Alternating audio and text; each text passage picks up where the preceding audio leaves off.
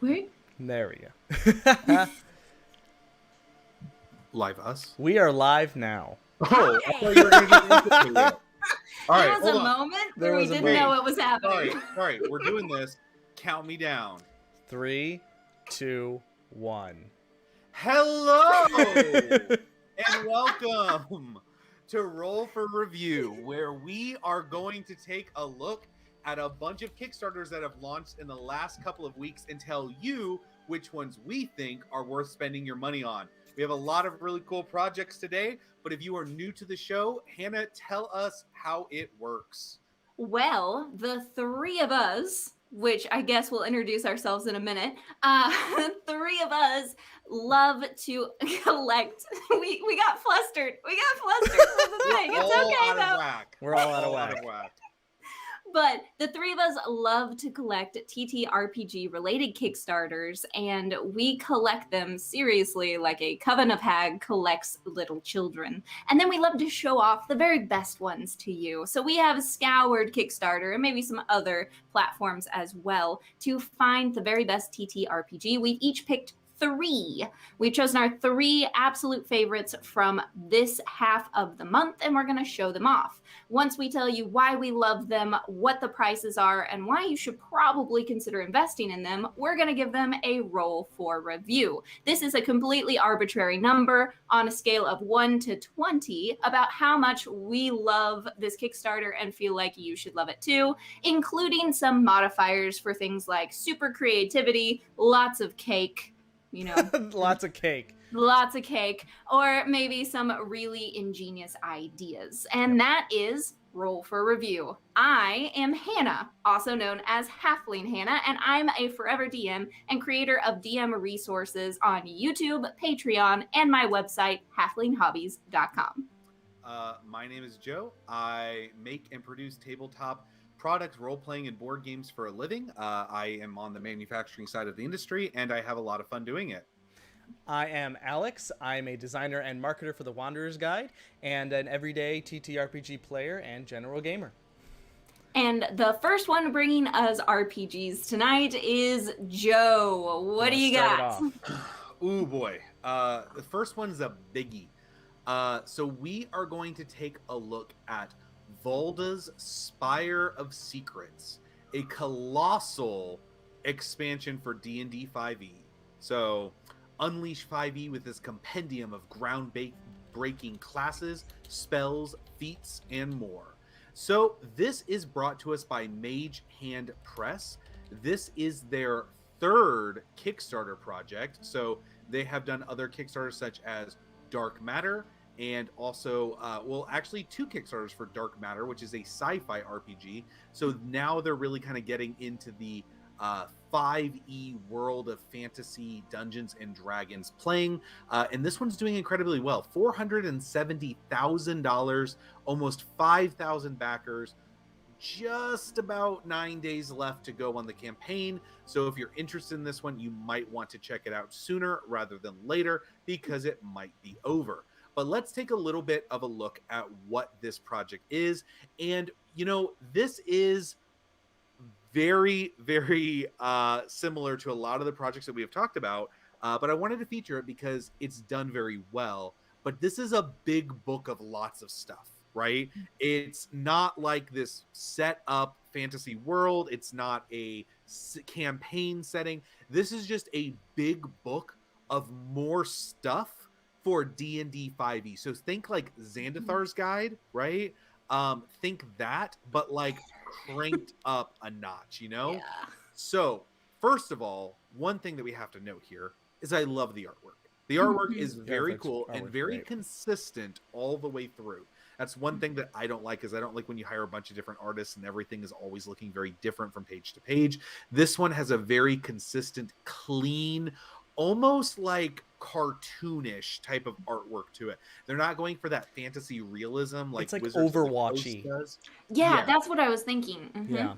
Yeah, and if I knew what Overwatch is, I'd probably say that it looks like Overwatch. But I don't, so to me it just looks a little cartoony. So I would call it like half anime, maybe. Like that's maybe, yeah. Like, half anime. Yeah. Half of me. That sounds like a character. Yeah, so let's talk about what you're going to get in this project. It's not ready for that. Dang it, Joe. Okay. All right. So, like I said, big book of everything. 10, and they say revolutionary new base classes. Revolutionary. That's There's a a big couple word. that are pretty cool. Yeah, we'll talk about them. Yeah. 5 inventive new races. I want to be the teddy 150 bear. plus subclasses. Whoa. That's a lot of stuff. So they have a lot of subclasses for the different things, which I like because I am a forever DM, but I've recently started. I had to create a character with my daughter and my wife, and I had to create my own character because I am playing a character and being the DM in a RPG that I'm doing with my daughter. I know some people are like, you can't do that. I'm literally playing with a 4-year-old, so like get over it. Like Kind of needs to happen. A lot of rules, right?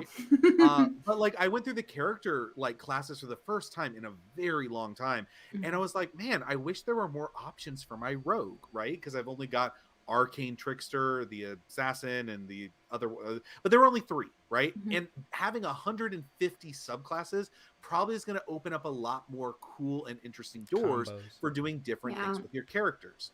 And things that fit with what you want your character to be and the direction you want that story to go too. Because it's frustrating when you can't find something that's like what you want. Yeah. Yeah. Exactly. 50 new feats, an arsenal of exotic weapons, a horde of new magic items. Everybody loves magic items. And 130 brand new spells. That is so much. This is so fun. Content on content on content. And you can tell because this book is 380 pages. So many pages. There's many, many pages. It is a compendium. All right, we're going to get past all of this, like, looking at stuff, and we're going to go down to the never-before-seen races. So, we have mouse folk, mandrakes, which are like a living tree people. Here's my, here's one that I'm not totally sold on, but Gepettans, which are like sentient stuffed. Well, of course you. Oh, no, I actually love that. I don't want Gepettans in my game, okay? No, I love that. I don't want to be in your game then. Do you not like dolls, Joe? Are you like scared of dolls? Would you have like one in the corner of your room, like in Poltergeist, where there was that clown? I had that.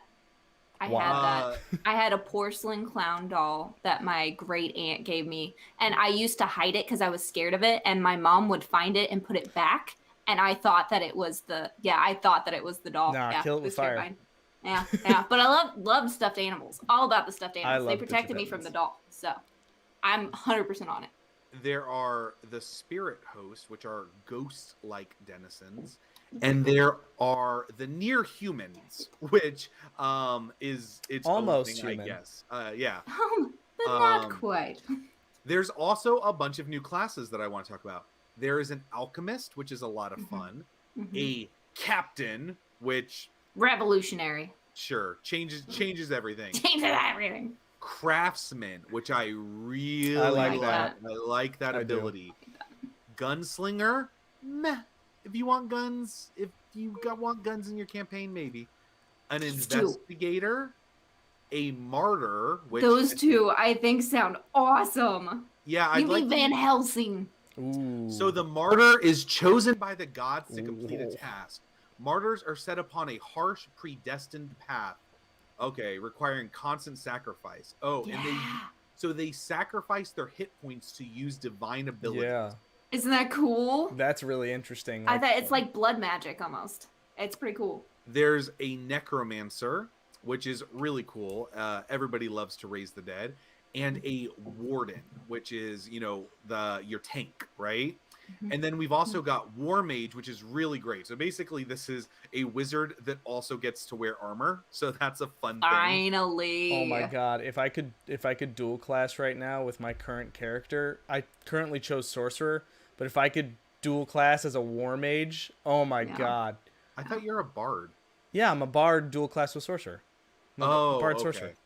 Gotcha. Okay. I would totally go war mage. Multi-classing piece of crap. What are you doing? I'm sorry, but a College of Creation bard with Black Dragon Draconic Bloodline Sorcerer is a sweet character. Okay, all right, that sounds okay. And I then keep reading War Mage as Warm Age. Warm age. Warm Age. I was like, that sounds nice. warm aged milk. Oh, come And on, then man. there is a witch. So just She's a tons of witch. stuff. They've got miniatures on this campaign. They've got all kinds of stuff. Really, they have some descriptions of all of these different races and stuff like that. They have an early access thing you can click on and read a lot more information. But really, if you come over here and you're just like, I want way more options for 5e, this will take you really far. In fact, I would go as far to say that, like, if you are somebody who wants to have like as many options at your fingertips as you can, this is kind of a must back Kickstarter project. So I would definitely recommend checking it out. And there's one more thing that I really wanted to talk about because I think it's really cool, is the first time I've ever seen a giant book like this, it has a starter kit. Okay, so I have never really seen one of these campaigns do a starter kit before, where it's basically like, hey, here's a small box with a bunch of different things inside of it that kind of gives you a taste of what you're going to get with the full book, but it's not necessarily a giant, huge, massive tome with all this information. It's going to give you a 1st through 3rd level adventure called Strange Alchemy, which is like an owl, which is, hey, that's a fun Clever girl. Yes, so all kinds of really cool stuff.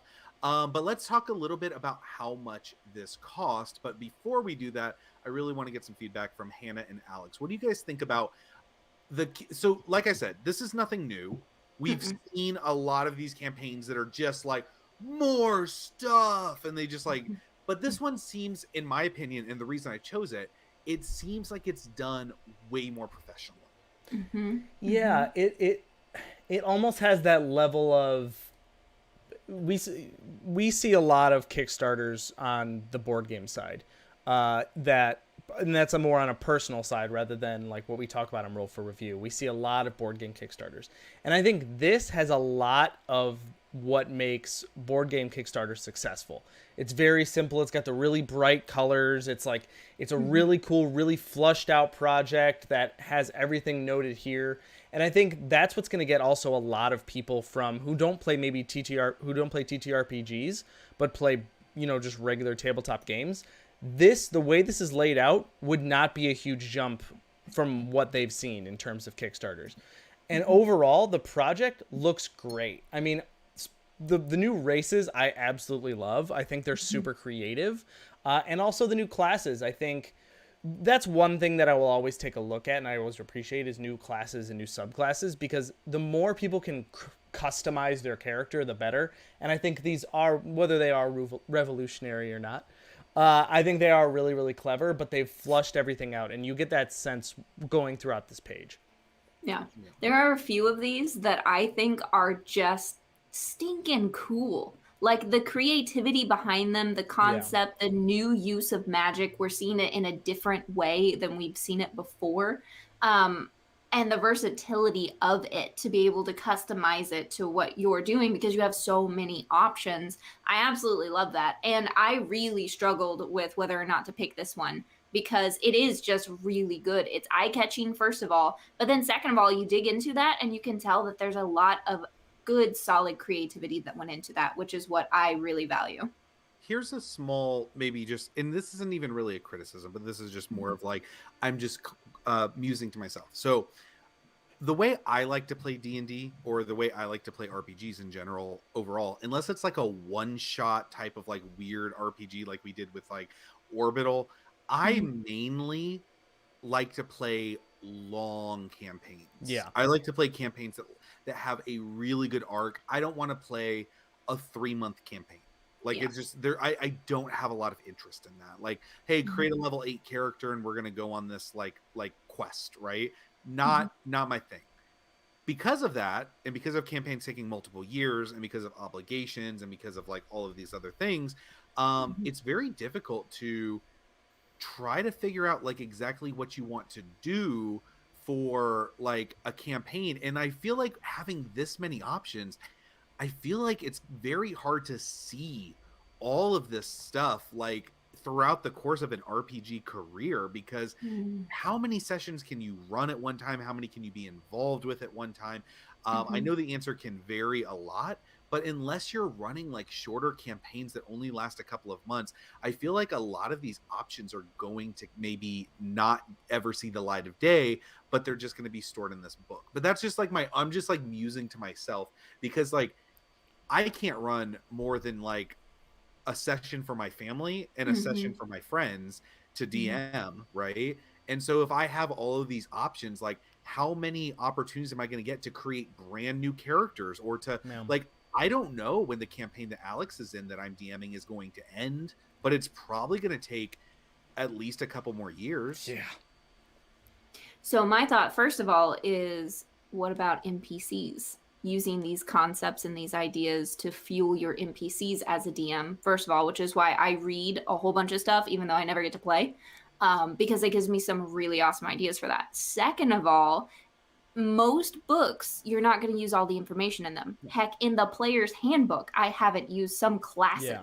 Like, I haven't even touched Monk anytime that I do get to play. That one never sees the light of day, but it's still a very useful book for everything else that's in it.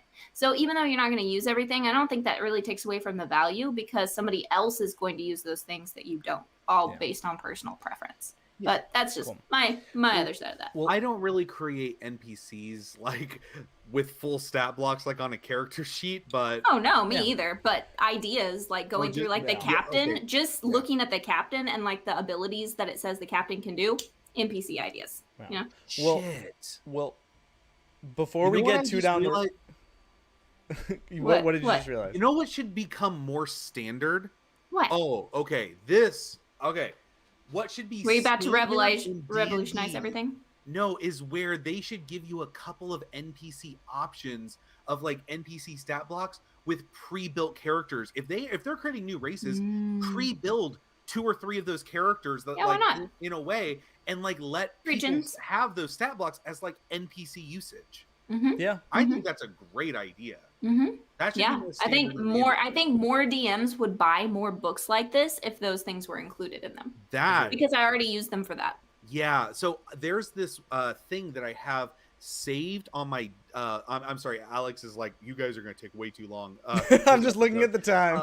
But so there's a tab that I keep bookmarked, but it's like 60 cool NPC stat blocks that I can just like grab on. Like I had to choose like there was like a tiefling city, and there was this like woman tiefling who was like in charge of the whole like guard and everything like that, and I just pulled like a high level CR stat block from this thing. She has like this spear that she threw and it like returned to her, because it was just this pre-built stat block, and I just grabbed it and I was like, all right, I looked at the abilities, I looked at everything, I have the armor class and the hit points there, and I'm like, this is my character, this is the character that I'm going to use for this, because she fought with them for like this big part of the entire session. So it was really good to have that.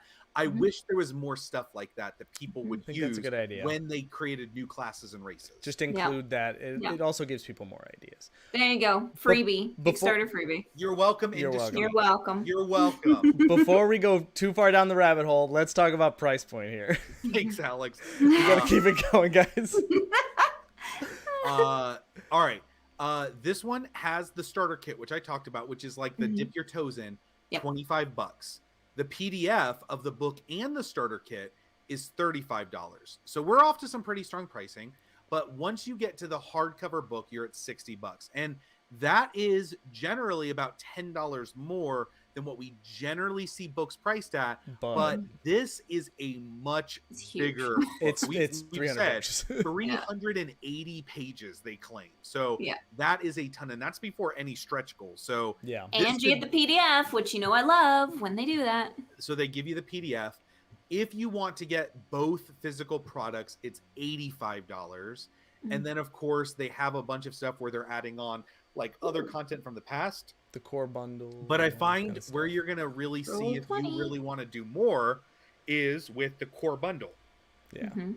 There's a GM screen. There's a deck of cards for like the new abilities and spells and stuff like that. there is a collector's box, and there is a bunch of miniatures. I love the miniatures. So if that's your thing, you can also go even higher and get dice and a cool wooden box and all that stuff. But now you're looking at like $280. Elderwood Academy. Yeah, I like Elderwood Academy. So you can get some fancy ass dice. That's going to cost you over $100 with a nice dice case. But yeah, that's what you're looking at price wise. I think it's all pretty standard for what we see in the industry. I don't see anything crazy. The book's a little bit more expensive than your standard WotC book, but it's a much, I don't think any WotC book is 400 pages. So very true. Yeah, Mage Hand Press. I'm gonna give you guys. Are you rolling it? He's actually rolling it. No, it is arbitrary. I'm gonna give them a 17. And no modifiers. It's just a straight roll. Solid. It's a straight up project. That's really good. Yeah.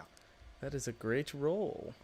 I took up way too much time, though. So, Peanut, we're on to you. Okay. All right. So, my first one's also a doozy, but I'm not going to spend as much time on it. It is the 5e BattleZoo Bestiary. I say Bestiary. Some people say Bestiary. Don't come at me. No, Bestiary. Monster hunting, pirates, and dragons all in one. This has raised $191,000, which is a lot more than what they were asking it. And they almost have 2,000 backers. They got 10 days left to go. Plenty of time. Here's why I picked this. Because this perfectly fills a void in the D&D world that I personally have been struggling with since the start of a new campaign that I'm actually getting to play in, which is super fun. So I know, right? One of my patrons is running a game. And so a bunch of the patrons and I are playing in it, which is super fun. But he is running Frost Maiden, and I had this idea of a character that stole abilities from monsters. However, that doesn't exist yet. And we had to homebrew it. Now, that ability exists in this book, which is super cool. So what this book does is it has a whole bunch of new monsters in it, which is really cool. It has a monster harvesting guide of what you can get from those monsters, how to make armor and weapons out of that, how to include those things in your current armor and weapons, and what additional benefits you would receive from that. It has a class that, like I said, is all about being able to take monster abilities. I think it's Monster Mage. I don't remember for sure, but I got really excited. Where you can actually harvest parts from monsters and then use them as your magic to take on those monster attributes yourself, which is super exciting. So you can craft gear from monsters. It's got a little step-by-step guide, which I think is just the cutest thing ever. It is very cute. Isn't that great? So you slay the monster, you gather the ingredients, you refine them, and then you imbue your item with those magical abilities, and it's that simple. But this book has all of that stuff for you so that you can incorporate that into your current campaign. Now, if you want to do traditional monsters, you might have to do a little home brewing, but this gives you the base of how to do it, and it shows you that process and what that might look like. So my question is, what do you guys think? Is this something that you would be excited to see in a campaign where you can actually slay and use monster parts? So yes, and we reviewed one maybe a few episodes back. The one episode that Hannah missed. Oh, okay, yeah, we reviewed one that was similar, but I like that this gets right to the point. And it is exactly, because I think it's really, really fun. I think being able to utilize the things you pick up or slay, or like, for example, Joe will know this. We slayed a wyvern. I don't think he actually knows this part, but I still have the stinger from it. I like save all of the items in all of this stuff, and I would love to be able to utilize them a lot more. So I think this is super, super interesting. And by the way, Roll for Combat is actually in the comments watching. So a quick second here, we just want to say, those of you in the comments, feel free as we're going through this page to post questions for the creators. We want to make sure that they get the opportunity to also talk about or answer any questions that you might have. And as we talk about it, we'll maybe post some questions as well. But welcome. Thanks for showing up. Thanks for watching. And we'll talk more about your project. Yes, I Honestly, I love everything about this project. It's kind of cheeky. So if you go through and read different things, one of their examples of characters says, "This is Zara. She likes long walks on the beach, candlelight dinners, and killing monsters."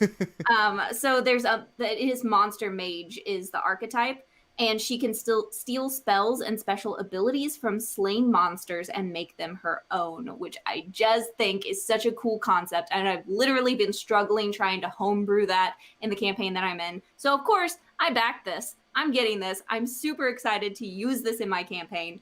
And I will probably be talking about it everywhere because it's just awesome. Well, I was going to say there's a huge market for this, right? Yes. Because we reviewed Heliana's guide. That's what it was, Heliana's monster too. hunting. I looked at that one, yeah. Yeah, and it's different. It's very similar. It's very similar. So they raised $1.8 million, and this campaign is over to almost at $200,000. So you can tell that there is definitely a there's a desire for this in the industry, because there's two campaigns that launched very close together that are both doing extraordinarily well. Yeah. And I think that that's extremely cool. And Roll for Combat says it was actually also written by Mark Sifter, who wrote the rules for Pathfinder 2E. Yep. So that's really the other cool. thing is this. That's awesome. This is Pathfinder compatible, which you don't see in a lot of projects, right? You don't see it to where it's both, yeah. You have to be a Pathfinder fan in order to focus your project there, because it's a much smaller audience than the 5e, right? But I'm glad that this is compatible for both. But Hannah, you've only talked about one of the products featured on this Kickstarter. Yes, I know, because that's the one that I'm super, super excited about. There's more. Along with that, so you have the Bestiary, which gives you the new monsters. So I kind of talked about that, but not completely. But you have the one that gives you a bunch of the new monsters. It's called BattleZoo, which is awesome. You have the monster hunting, and then you have pirates and dragons as well.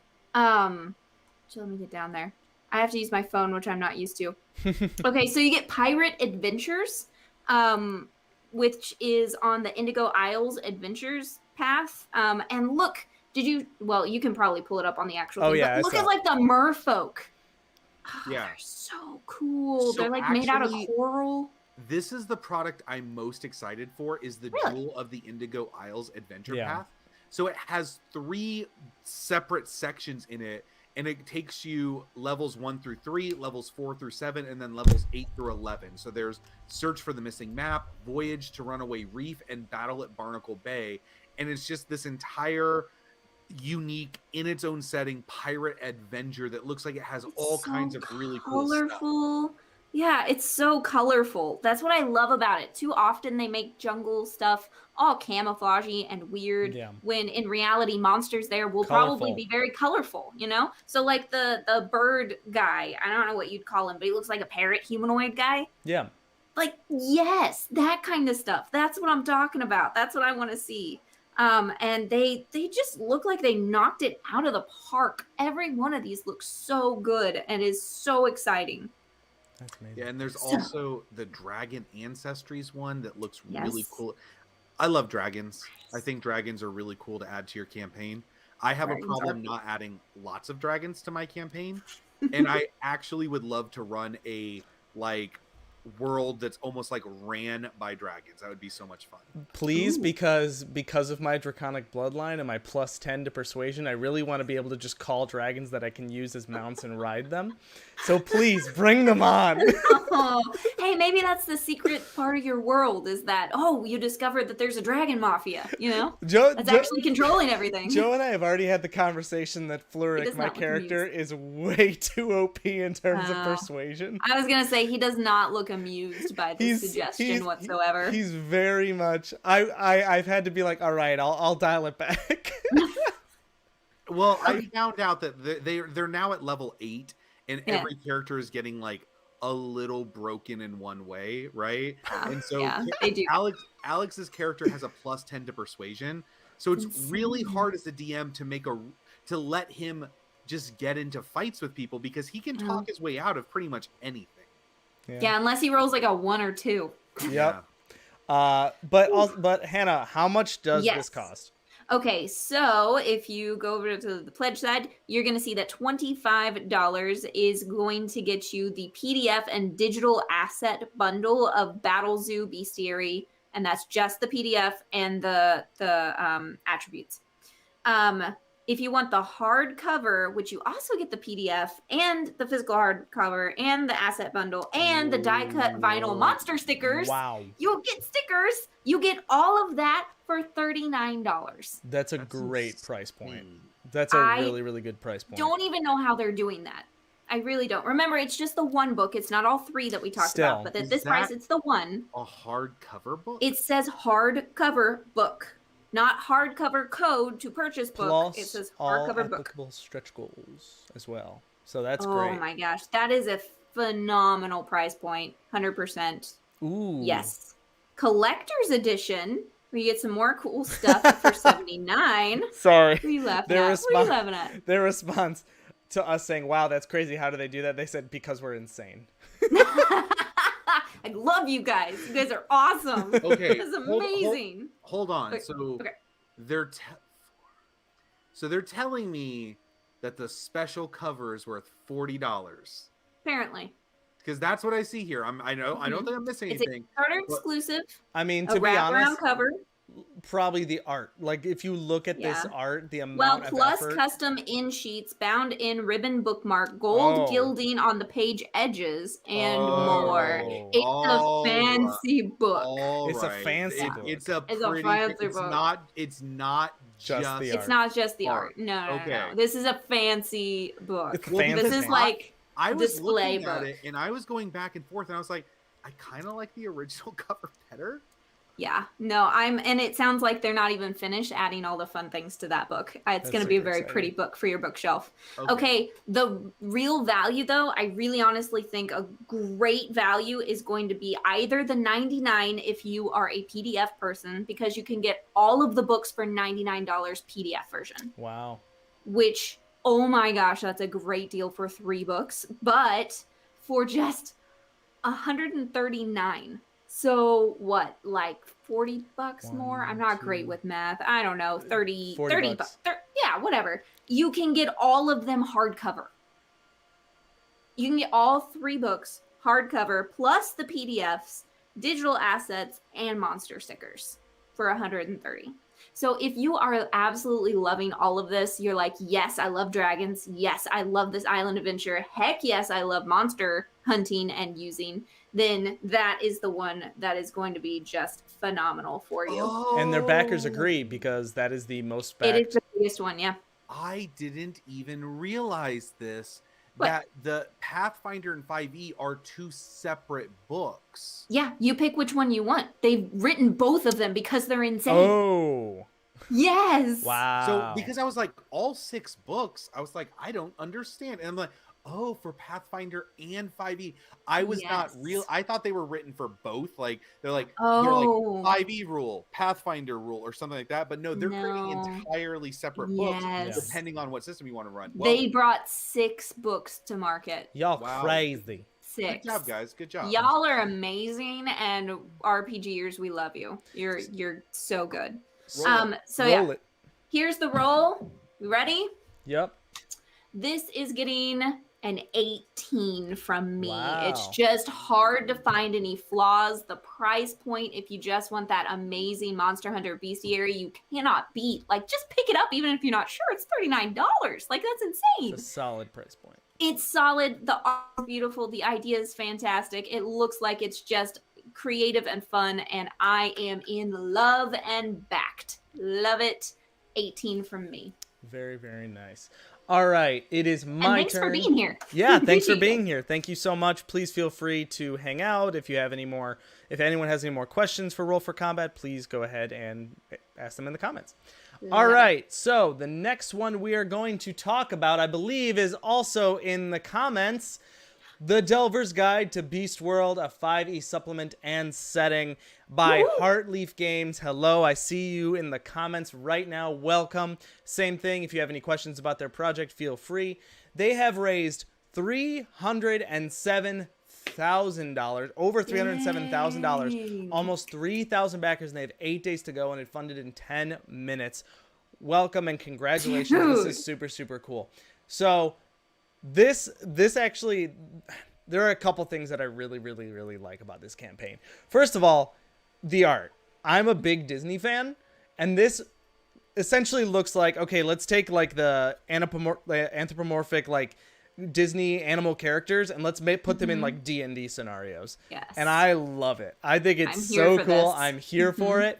And it has so much stuff. So let's go through exactly what it has. 24 new playable species, each with 5 homeland variants. So I think that's super cool because it essentially says you can, it's kind of like that Skyrim section where you can kind of like decide where your character is from, not only what race it is. And I think that's super unique and super smart. Delver wagon stats. We'll talk about the wagons in a second, but I'm a huge fan of the wagons being an actual character in your party. I think that's super fun. Shops, NPCs, general advice to make your game the best it can be, which not a lot of people offer that. There's nothing really that's like, here's a helpful tip. I mean, they kind of just, here's a book, have fun. So I think that's super nice that they offer that. 12 new subclasses, new spells for every level, new magic items, and again, over 300 pages like the first one we mentioned. Tons and tons of stuff here. So let's jump more into it. So the new species, right? We have vulpines. They have supernatural intuition to make the right choice when it matters most. Bovines, they're kind of like the big fighters. Canines are the life of any party, and their charms are even stronger for each friend they keep close. And there are all these different homelands that they introduce here. And there's 24. That's only 3. That's only 3, 24. Yeah. That's only 3 of 24. Crazy. You can see all these different homeland variants. So you have some on the left that maybe like you have like a pirate version, a knight version, one that might be more Asian location. You have one that's almost like in Arctic clothing. So that's super, super smart. The new homeland system gives every species a unique feature based on their home region. It replaces the 5e race attribute, essentially. Better represent the cultural background, which is really, really interesting. I like that. Yeah, I think that's I really super like smart. that. Yes.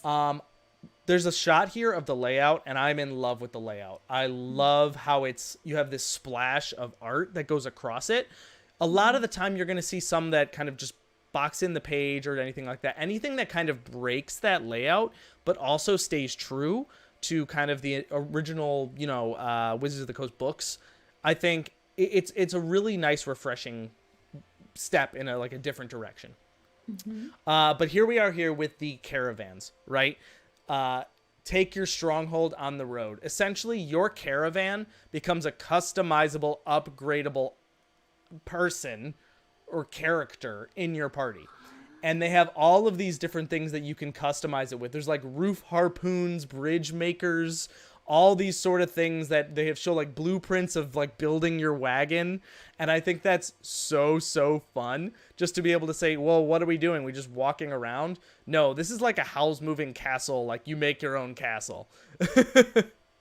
Oh my gosh. This is a really So specialized type of like campaign. This is interesting. Very unique. Yeah, like very it. unique. So I have all this beautiful art.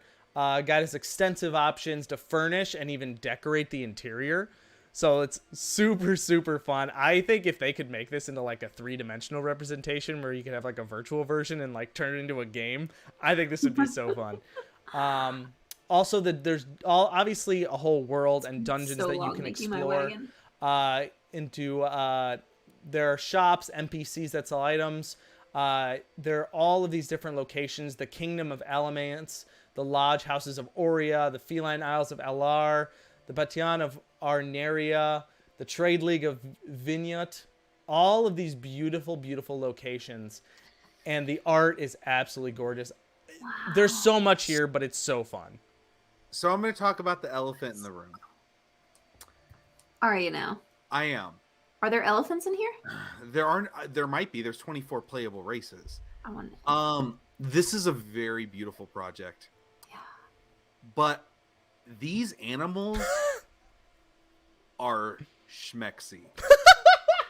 And pretty like hot. they're not I knew where trying you were to hide it. I knew like, where like, you were No. going. like, They know what they have, here's Joe. the They thing, know. right? Like you've got your animals, right? Like you just have like realistic animals like we see out in the world, Like right? the mice. And then you have Another one. like this line that is set up where as you make them more and more human, there's this like sexy line that you kind of cross where it's like how animal is this character and like and over here is like full on furries, right? Like furry stuff. Like you All the have way. this, Yeah, like, yeah. you have this like line that like I'm not saying once you cross over here it's that. No, But there's what I'm saying is degrees. there's this like line where it's like Yeah, your animals have gotten sexy now, right? yeah, yeah. And they're badass. this is like on this side of the line, right?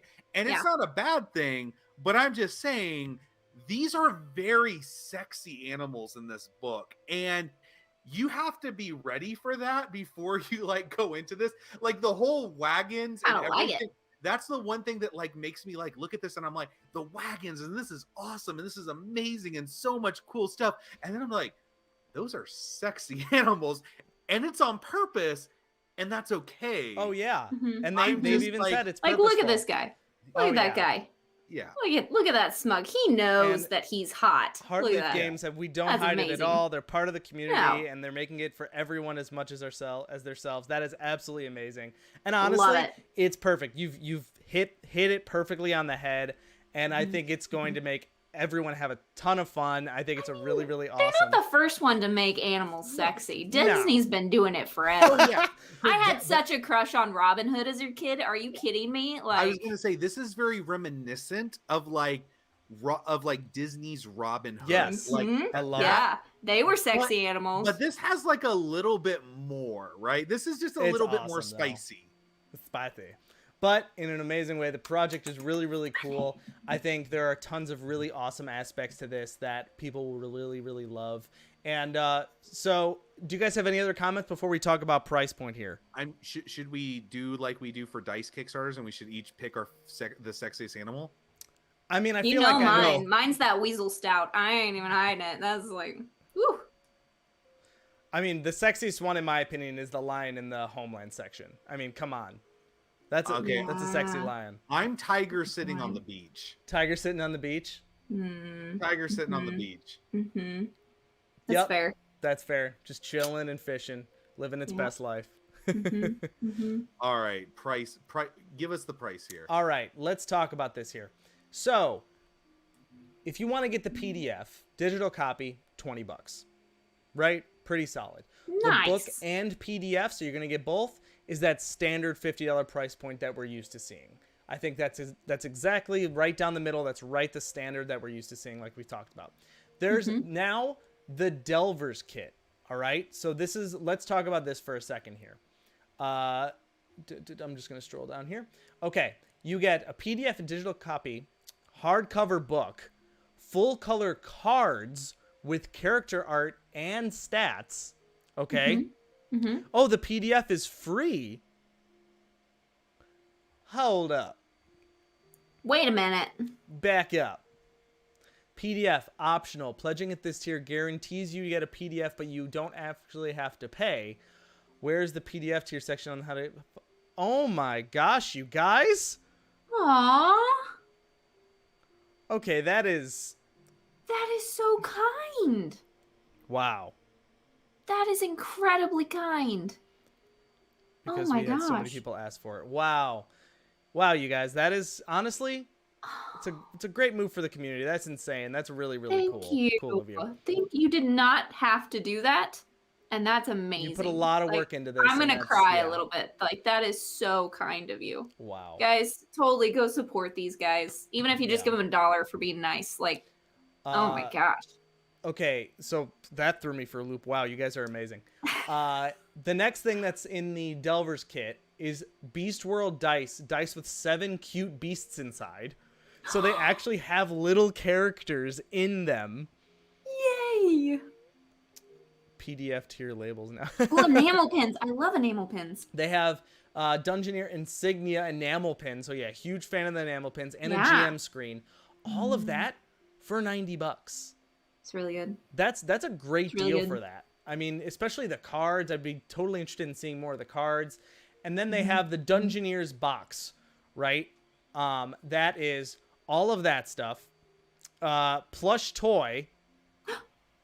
There's plushies. Okay? They look adorable. 1 of 2 character plushies. The Pathos Dungeon Scout kit. Okay, this is what I'm most excited about. The plushie. This Path Post Dungeon Scout Kit is little props and little like Yes. torn pieces of paper and newspaper headline type stuff that's all in this book that Yes. you can use as actual physical props for your game. Oh, what a good I think that's idea. awesome. That is really, really, really cool. I mean, honestly, it saves a lot of work for people who might want to pick this up and are new and don't really know how to make that stuff, but they want to have them maximize the experience for their players. And offering that is so, so cool. That's a great idea. It shows you're thinking about the people that are backing your project. And then there's the Essential Delvers Kit. $250, all that's mentioned before, plus the Dungeoneers box rewards, the special edition hardcover, both character plushies. Beautiful hardcover. A too, Batwolf, by the way. Yeah, it's beautiful. Actually, gorgeous. love that design. It's absolutely gorgeous. Recipes from the Homeland and gosh. Spice Kit. So it Oh comes my with God. recipes and ingredients and spices. Oh my gosh. And, Joe, cloth map of the Beast World. Ooh, There you go. like That's cloth honestly, map. if I had the $250, I would Ooh. drop it on this right now. That's pretty great. Ooh. That Wolf. feels like the right value. It does. It does. It really, really does. That's a lot of value. 167 people have Hey, backed I it. need to tell you real quick. Mm-hmm. This Knuckle Bones and Meandering Tales, these are actually 2 games. So you get some dice and some cards, and they're actually like Gwent from The Witcher. Oh. They are games from inside the world of Beast World. Okay, you that's can Got actually it. I wasn't sure what that cool. was 100%. Like Dragon Ante, yeah. Love that. And all this stuff obviously is set up for you can get a lot of this stuff as add-ons as well. But guys, That's this is an so amazing cool. project. I have to give this a roll. Yeah, And- it better be high. Oh my gosh. So good. Okay.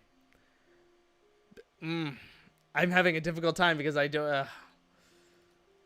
All right, this is what I'm gonna do. I'm going to give this. Oh my god, I don't know. I can't find anything. You know what? You guys deserve it for like offering a pledge level for free. Come on. I think just overall this is really, really great. It's a lot of fun. For me personally, again, these are arbitrary rolls based on our opinions. For me, I am going to give this for the show tonight, the Nat 20. Yes. Yes. I think this is a lot of fun. I love it.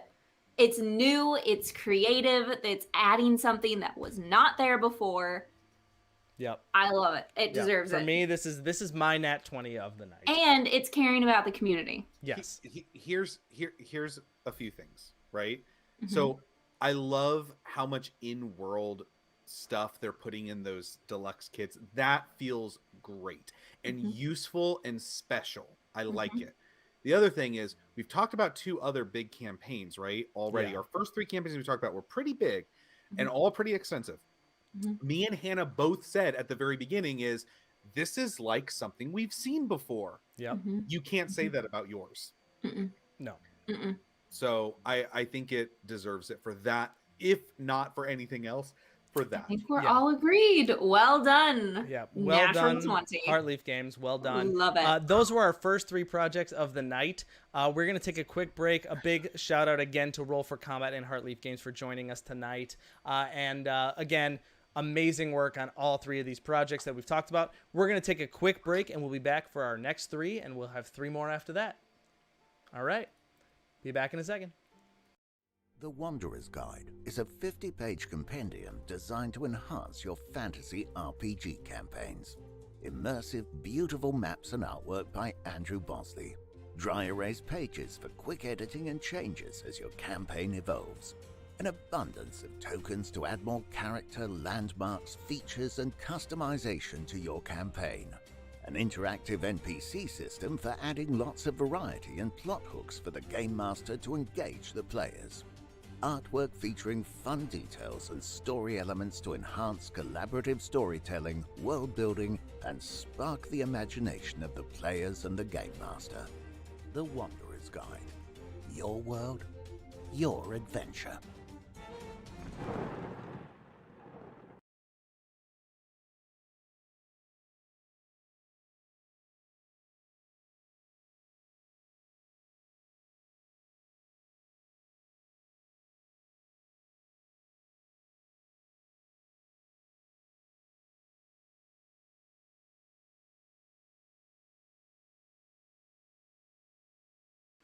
What up? What up? What up? We back. That was bad. We're so weird. And we're back. Whoa. Back again. I'm sorry. I have smoked so much pot today. No. You What? get No, you out of haven't. here. I Got the don't- munchies. I just Yeah. really need to eat something right now. I don't smoke pot. It's just edibles. You. Deadly Dungeon quests for D&D 5e. A Ooh. collection of 10 instant deadly dungeons for 5th edition Dungeons and Dragons. I love the Alright. alliterations in this. It's delightful. Yes, it's definitely delightful. Definitely delightful. Deadly Dungeons is definitely delightful. I do declare. I All do right, declare. yeah. Why did you become a Southern Belle? There's been a murder. That's my favorite. There's been a The murder murder. in the dungeon. The deadly dungeon. All right.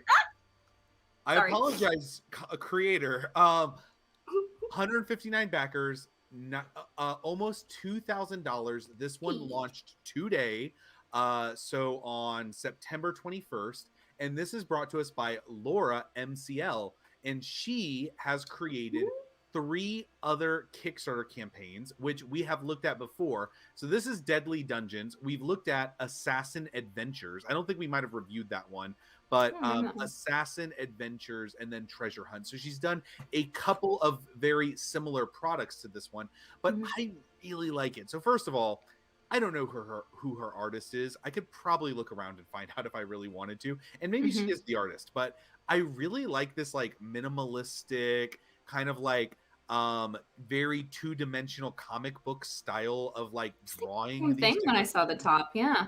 it very looks cool. fantastic. It looks good, and this is a very simple minimal Kickstarter. They don't even bother having a video because it's very easy to figure out what you have.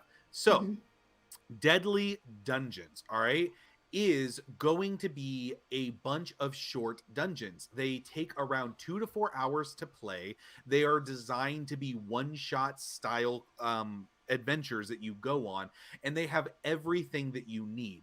So each one will come with adventure hooks, backgrounds, and rewards. Each one is going to feature at least 2 different full color, full page maps that you can use on it. And there is going to be a minimum of 60 pages in this book.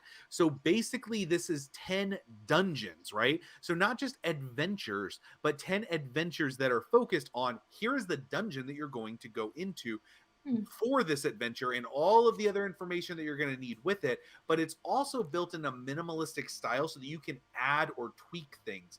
I personally love backing Kickstarters like this because I love grabbing stuff off the shelf and just using it, but tweaking it to my campaign.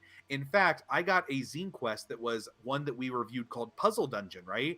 And I changed maybe 50% of the stuff that was in that, but I used the map, I used the ideas, I used the more of the puzzle system that it had in it, and I put it all into my world and created my own thing out of it, but used the baseline idea for that dungeon to make this really cool scenario for this like big dungeon that my players went into and had a lot of fun in. I really enjoy being able to use Kickstarters that I back like that. And this is giving you 10 unique ideas within it. So 10 dungeons, 20 plot hooks, 20 full color page maps, minimum 60 pages. I think that this is a fantastic Kickstarter. It's simple. You know what you're getting. The art looks fantastic. The layout looks really good and clear. Yeah. So if you are the type of DM that likes to have resources on your shelf like me, who is like, hey, here's even Panic books. here's another scenario I run into. Currently, I have ran a campaign for between 5 and 3 players for over a year. Okay. But we've had players drop in and out, but for the most of the time we've had like the same core 3 players that have been playing with us, right? But every once in a while, right, one of them has to drop. And when we had 4 players and somebody dropped, no big deal. But when we have 3 players and one of them drops and there's only 2 people there, what I like to do is I like to be like, side quest time. Filler. Like to like take them on a side quest. And I have used so many of these resources to just, and it's like I've already prepped for a session with all the players, but right now I'm just going to make up a reason that this person had to go somewhere else, and we're going to have just 2 players. And here's an adventure that these 2 players can go on, and I tweak it so that it works really well. And usually I will give one of them a magic item at the end of it for showing up when the other people didn't. So I really like doing that, and I think that that's a really fun idea. And here is a book that has 10 low prep ready to go. You're 30 minutes before a session, you had a player drop, you forgot to prep, you don't know what to do. Pull this off a shelf, read through the 1 or 2 pages of content that's there, mold it to your campaign and your game, and you're ready to go. These are great resources, and this one looks particularly well done. So I wanted to take a look at Laura and say, hey, I like what you're doing. It's really, really good. 2 things from me. One, you can also use this either for boss layers or mini boss layers. So if you're someone like me who really sucks at making dungeons, but you have bosses that, you know, are going to end up in a dungeon, you can use these pre-done dungeons and, like he said, just kind of tweak some things to where it makes sense for your boss, and boom, all done. Final boss prep, all done, which is fantastic. And 2, I just really like to see another girl in the RPG realm. So Laura, shout out. Love that. Just a little girl power there is always fun. All right. Here is the beauty. PDF only. She's like, I'm not even going to make this into a book. It's not a big thing. It's like, I'm going to draw you 20 battle maps. I'm going to give you some quick pages of information for each one of these adventures. It is what it is. It works as a PDF, and you can get it for $11 on the early bird special that has 165 spots left. Actually 164 because I'm about to back it. Early bird special here, okay? And if you miss the early bird, oh bummer, you're spending $3 extra. So that's so good. So that is basically you are spending $1.12 per deadly dungeon. Wow. And that oh my seems gosh. like a Shut up and take my money. Like, so worth it. $14. Wow. Yeah. And so worth it. Also, Ooh. congratulations for making $2,000 on a $14 PDF. Yeah. Good job. Congrats. So, that's awesome. A lot of sales. Seriously, you don't even have to you don't have to manufacture or fulfill a product. Just a download. It's great. Putting me out of a job, basically. But no, congratulations. Good job. I'm really I just wanted to talk about this campaign. Like, not everything needs to be $1 million campaign. This is really exciting and really good and very well done. So Deadly Dungeons, I am going to roll you a 17. That's right. Nice. A 17. Solid. Because it is a strong project. Because here's the thing, right? Is it the best project ever? No. But sometimes I'm not always looking at how great is this project. Yeah. I'm looking at how well is this project doing what it set out to do. Yeah. Agreed. And this project is to a T doing what it set out to do to the best of its ability. Could I say that? Would I prefer if there was a physical book? I would. I would have probably liked more if there was a physical book to back. Sure. I would have liked if there were a few other like examples on the page that gave me some like, hey, here's what some of the adventures are. Sure. But overall, I look at this page and I understand it. It's clear. I'm excited about what I'll get. and I think that it's putting it in a very concise, small package, and she's doing exactly what she set out to do. So 17, a very high roll, because it's a very well thought out product. Awesome. Awesome. Super solid. Love that. And All Alex right. told me I had to go really fast. Oh yeah. Yeah, he's been yelling at us during break. You gotta go No, faster. I don't yell. He did. He's super mean. He seems nice, but guys, it's He's awful. awful. It's awful. No. I'm taking my ball. I'm taking my Streamlabs and I'm going I'm taking home. my streams and going home. Okay. My turn again. Gotta go super fast.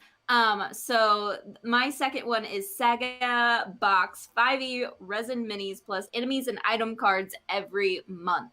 And it's the concept of this one that I really wanted to talk about. So they are still under $1,000 made. They're looking to get 4,000. They've got 24 backers, but they have 24 days left to go. They've got a long way to go here. And I'm pretty excited about this, and I hope that they make it. So you guys remember in National Lampoon's Christmas Vacation, what was it, the Jelly of the Month Club that he gets as his Christmas bonus or something like that? Yeah, the Jelly of the Month Club. It's like that, but for DMs. So subscription boxes have become very popular. You can get subscription boxes for your pets. You can get cheeses. One of my favorites that I've seen is gourmet grilled cheese sandwiches, where they send you every, I'm not kidding, and I want it so bad, and Greg keeps telling me no, but someday. Each month they send you the ingredients to make one gourmet specialty grilled cheese sandwich, and I'm in love with that concept. But the one thing that has been missing in our community is DM subscription boxes, where every single month you can get some fun things for D&D, specifically for DMs, and that's what this is. You get the subscription to it, and you get a few minis, resin minis each month. And then you get cards. So like the item cards and stuff, you're going to get item cards, a little set of them, and you're going to get a little set of enemy cards that you can use, kind of like enemy NPCs that you can use in your campaign. And you're going to get those every month. So you get a few things. It's like a special, neat little surprise. If you got a special DM in your life and, you know, we're coming up on holiday season, you want to get them something really special, something like this could be a really cool and unique thing to do for your DM, which would be awesome. Or if you're a forever DM, you need to treat yourself. You just do. It's a hard job. Why not get something special every month? Yeah. And one of the things why I picked this one and I really liked it is I'm obsessed with cards for my DMing. I have an entire binder that's just every magic item in cards, as well as all of the monster cards, like all of them. And I just go through the binder and I pull out the cards that I want to use for the session and I put them in my regular binder that I have at the table. So I love cards. But the thing that I don't love about the normal cards that you get is they are lacking when it comes to the art department. It's like they just gave up halfway through. The invisibility cloak doesn't have any art on it. That's actually kind of funny, though. I'm kind of ticked. I think that's like you funny. didn't even try. There are a whole bunch of them that's just a book. It's not even a book item. It's like Cloak of the Bat is a book. Like doesn't even have a bat on it? Me off. It doesn't even have a bat on it. No, it's just a book with like some gems around it. And it really kind of irritates me. The art on these is really cool and really pretty. Like they actually did some work on these. And I am really excited about it. I'm just a card nerd, I guess. I guess it comes from my love of magic. Like I'm also a magic nerd. So I play a lot of magic. And so I just love cards. Yeah. So that's a really cool concept to it.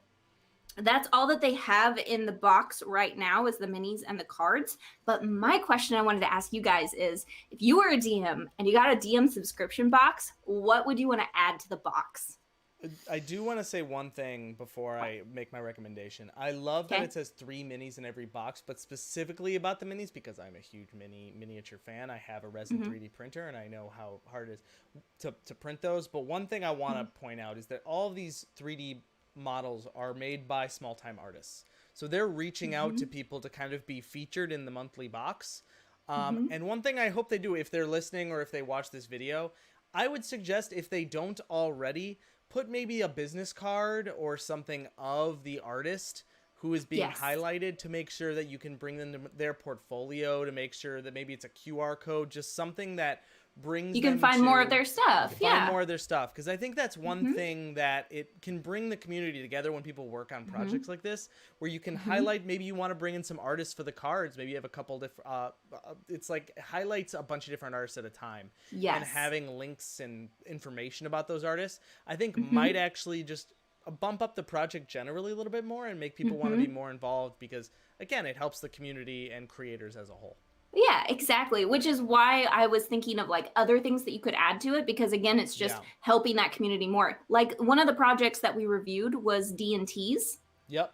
And we talked about that one. I think it would be super cool. Exactly. I think it would be super cool to include maybe some special D&Ts or candles or things like that, depending on the time of year. And throw in some extra things like that. What do you guys think? What would you like to see included in there? I think I know Joe's. Maps, yeah. Map. Like a rolled up, like a rolled up one. That's just a bunch of different maps. Silk. That would be cool. That would be really cool.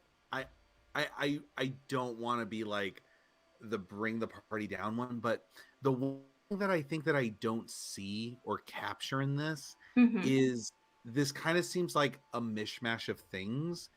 And if I'm right to a dungeon box, it be like a full-fledged adventure. It could be that, yeah.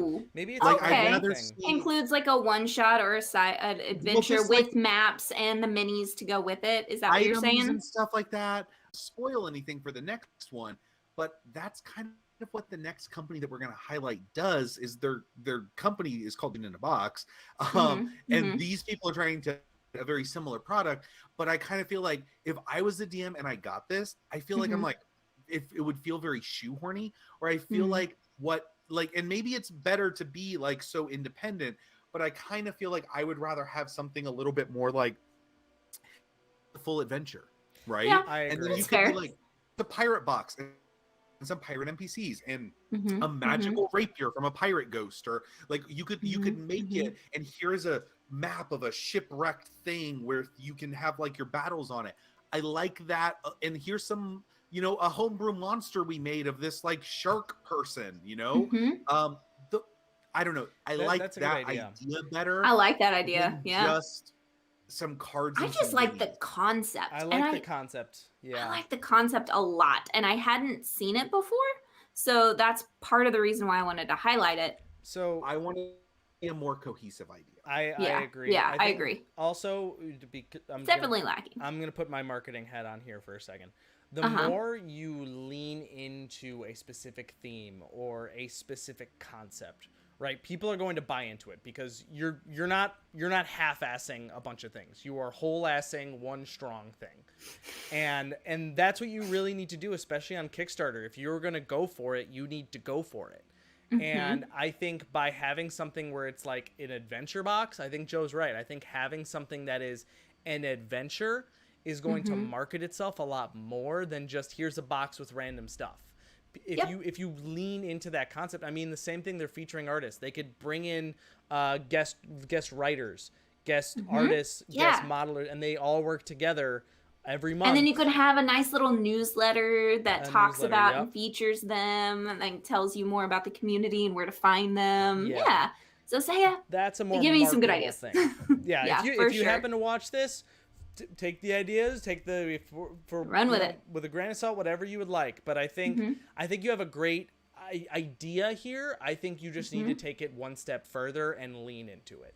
But I agree. What are the price points here, Hannah? So the price point, you are looking at $25, gets you in with the PDF digital download, as well as your first month's box. Okay. So, which is very affordable.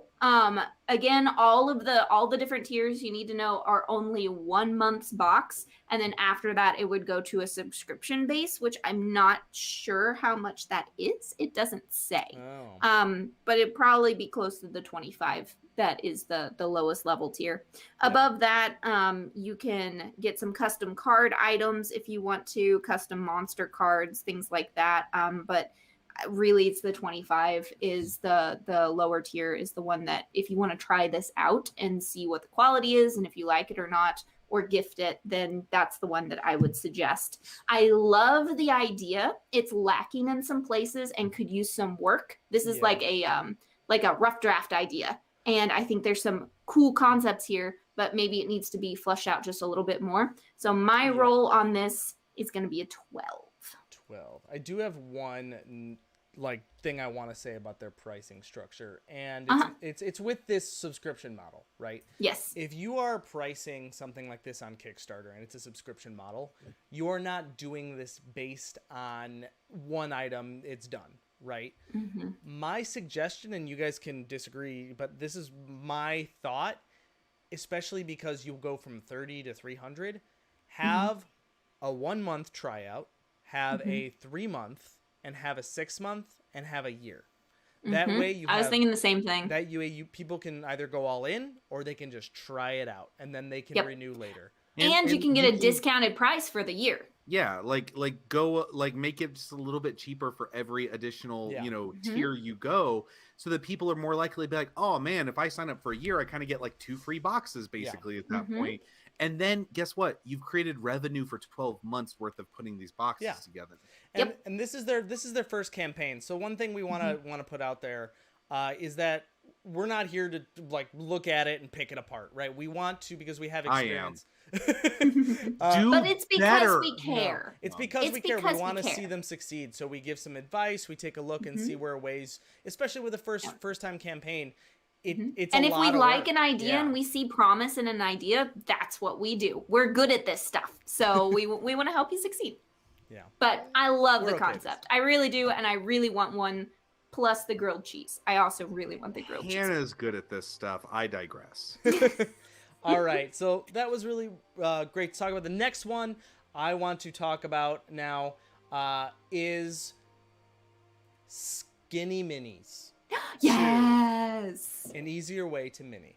Now, again, I love 3D printing. I love 3D models. Usually, I will try to find an STL file Kickstarter or a 3D model Kickstarter. All these different types of 3D modeling and miniatures, right? I love miniatures. These are not 3D. These are essentially acrylic highlighting the art, and I think they are amazing for people who maybe just don't want to spend that money on all those miniatures and want to highlight the art more than anything. And these are beautiful, durable, and affordable. And this is the second time they've run this. So this is the second time it's coming back.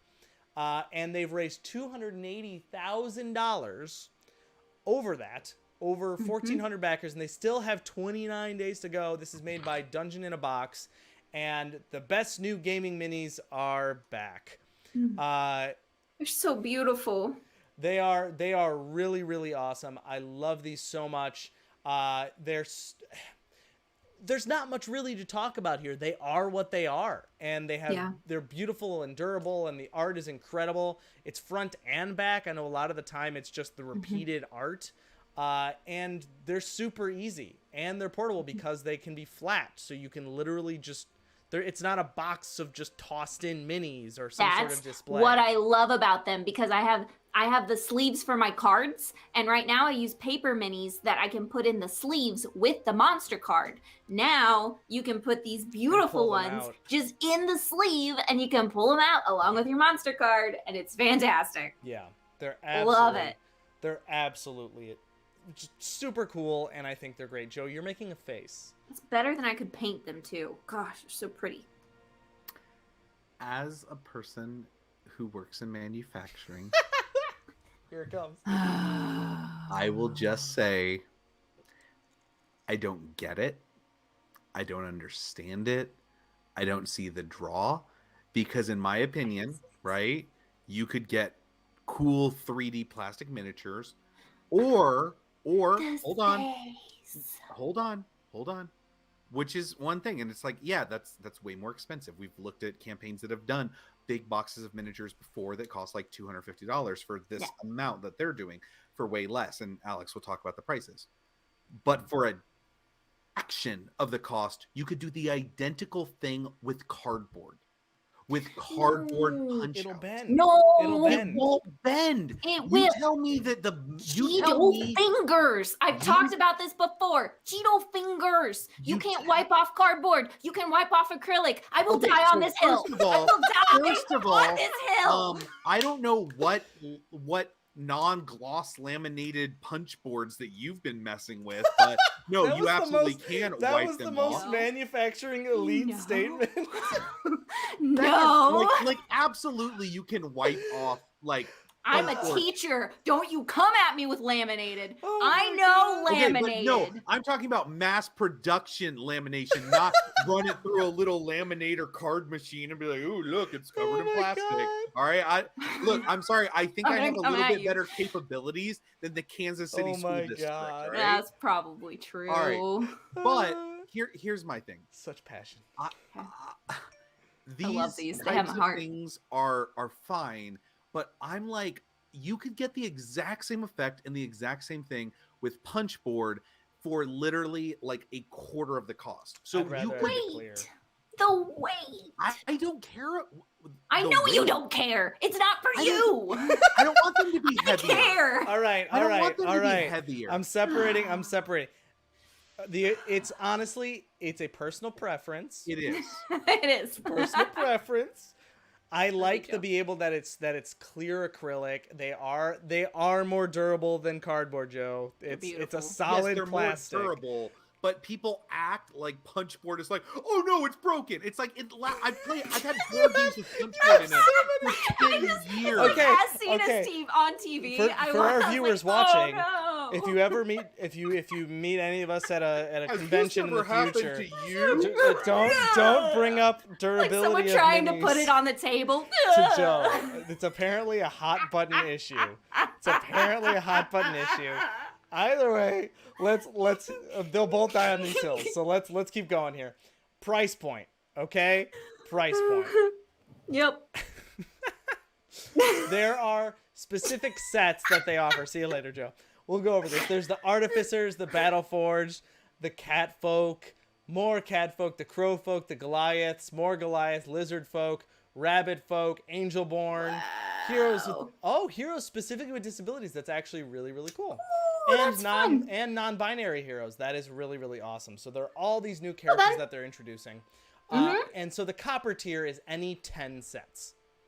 You can just choose any 10 sets. Also, you get the starter base set, and you get the XL Dragon Turtle and an XL Demon Lord, which are so cool. They have all these. Also, they have all these creatures as well that I. You didn't know, he also went to through. go and get something that's made out of cardboard. You know No, that, don't. right? We're not He gonna. did. We're not He's jumping into holding this. it in his hand. I These are- know. Okay. Then the silver tier, any 20 sets for $129. Uh-huh. Then $238 gold tiers, any 40 sets. Guys, look how many there are. That's a lot. There's so many. We're Kragan. $349. The platinum tiers, any 60 sets. 3 times the starter base, flying stands, All the XL things. Kraken, XL Phoenix, a siege terrain. All of these One of everything. amazing That's so cool. pledge levels. The one that I think is probably the most worth it is going to be the copper tier, the $70. I think you're getting 10 sets. That's a lot. That's And a you can lot. get what you want too, because if you can get get what all you I of think them- that's really like, cool. I'm sorry, I have no use for Rabbit Folk minis, right? That's So true. like getting 10 sets is nice because you can be like, you know what, I'm gonna use these ones. But Mhm. the backers disagree with me, to be honest. Most of them are pledging the 129 level. Wow. So Wow. Yeah. it's tough to say. But also there were more early bird ones that were $63 as well. But I have to give this a roll because this is a very specific. It's not for everyone, apparently. No, it's not for everyone. I think in Those are terms the of a days. weight of a campaign, I think it's beautiful. I think it's smart. I think the art is gorgeous. This isn't a full-fledged, this isn't one of those gigantic campaigns, right? So I'm going to rate it on what exactly it is. So I'm going to give this a solid 16, but I'm going to give it some modifiers, okay? There's going to be a +1 for art, okay? Beautiful. And then a +1 for sheer quantity of minis, Yeah. because there are a lot. So overall an 18, but this gets 2 modifiers put on it. I think that's the first modifiers we've put on tonight, which is fairly different. Yeah. All right. Those were our second 3 projects. We are going to take one more quick break, and we'll hear from one of our hosts about her channel, and you should definitely check it out. And then we'll be back with our final 3. And LegendCraft, don't worry, you are coming up. Woohoo! All right. Talk to you soon. Hello humanoids, I'm Halfling Hannah, the creator behind Halfling Hobbies.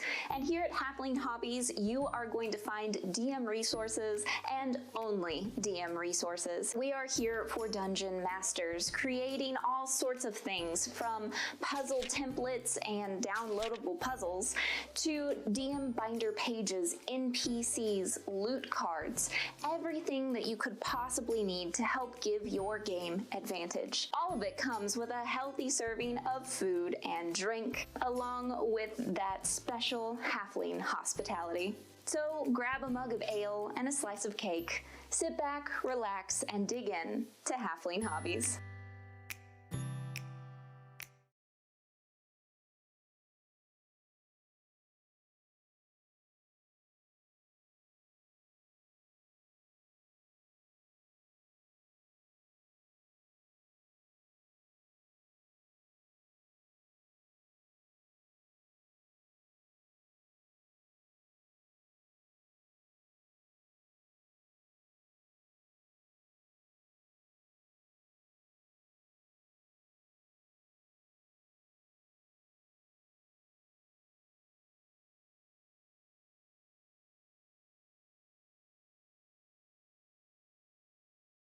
I am flicking the fuck out of this. Oh, we're live. I just want you to know. we're not. Yes, we are. No, we're not. I wanted to get that little rant in there because I thought it was perfect. You're not wrong, okay? No, I'm You're just- not wrong, but it's the difference Yes. in having a PDF versus having the hardcover book. No, it's right. not. That's It's not a even. All similar. right, It's all right. not It's even. delightful. Not even. Whatever. Similar. Whatever. What's your next one, Joe? All right. That's this was still happening, by the way, everyone. That's why I wanted to go live Never because it's really stopped. funny. It's really funny to me. I just love it when we get strong opinions. And here's the thing: I think skinny minis are great, but I wish there was an option for a cardboard version for a quarter of the price. I would take an option. Option would be good. Okay. Anyways, well, We're back. Oh. Hi, guys. Hi guys, we're Welcome passionate back. over here. Demiverse, a Oh, this campaign one's good. setting for 5e and those who wander. We like those who wander. Loosely connected fantasy demiplanes are all that's left of a fractured multiverse. So this is a project that launched today, and this is my wild card of the evening. Okay, this is like my I have to talk about this because it is wild. So this is brought to us by Adam Hancock. He has created 3 other Kickstarter campaigns. One of those is called Those Who Wander, which I believe that I reviewed way back at the beginning of I the believe year. you did. I think you did, yeah. Oh. It sounds familiar. Yeah, I'm looking at the art now, and I'm like, yeah, I've talked about this project before. So what Ooh, it's is Hex, right? what's that? Sorry, is it Hex? Is it Hex? Yeah. Nice. So let's talk a little bit about what Adam Hancock is doing. First of all, 143 backers, $5,000, a little bit over, and his goal is 6,250. So he is creeping up on that goal very fast. He is most of the way there. This book is basically a universe of shattered worlds that are connected via a hexscape of different realities in which you can basically move from one to the other, and each one is wildly different than the other. So Alex, you might not be as familiar with the system of a hex crawl based system, are you? I am not. So a hex crawl based I like system them. is essentially a system, and I think I have a quick reference photo really quickly. I've reviewed several of the Hex ones on here. I really Yeah. like them because they're very clean. Just everything that you need is in the Hex, and you know how long it takes to travel in one, and like it's just Gotcha. clean. I have a problem because I have dyslexia. I have a really hard time with measurements of especially space because it just doesn't compute very well. So hexes are very, very nice for dyslexic brains. So we don't really have to add anything. I'm sorry. I Is backed to it- Kickstarter and I don't know what I did with the big map.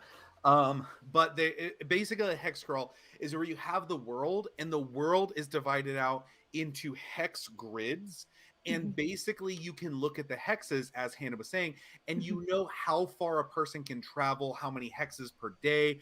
And inside that hex, you kind of generally with like a hex crawl, you will basically designate each hex to be like, this is what is created in this hex. So like one would be like a dragon makes his lair in this hex. And then another hex would be like a coven of witches lives in the woods of these hex. So you'd kind of like base out each hex and be like, this is the interesting thing in this hex. So as the players travel from hex to hex, the DM kind of has this map and can like introduce different story elements based on where the party travels to, right? That's kind of the beauty of a hex crawl system. That you have. Other types of opportunities that really just kind of makes traveling in the world a little bit more succinct.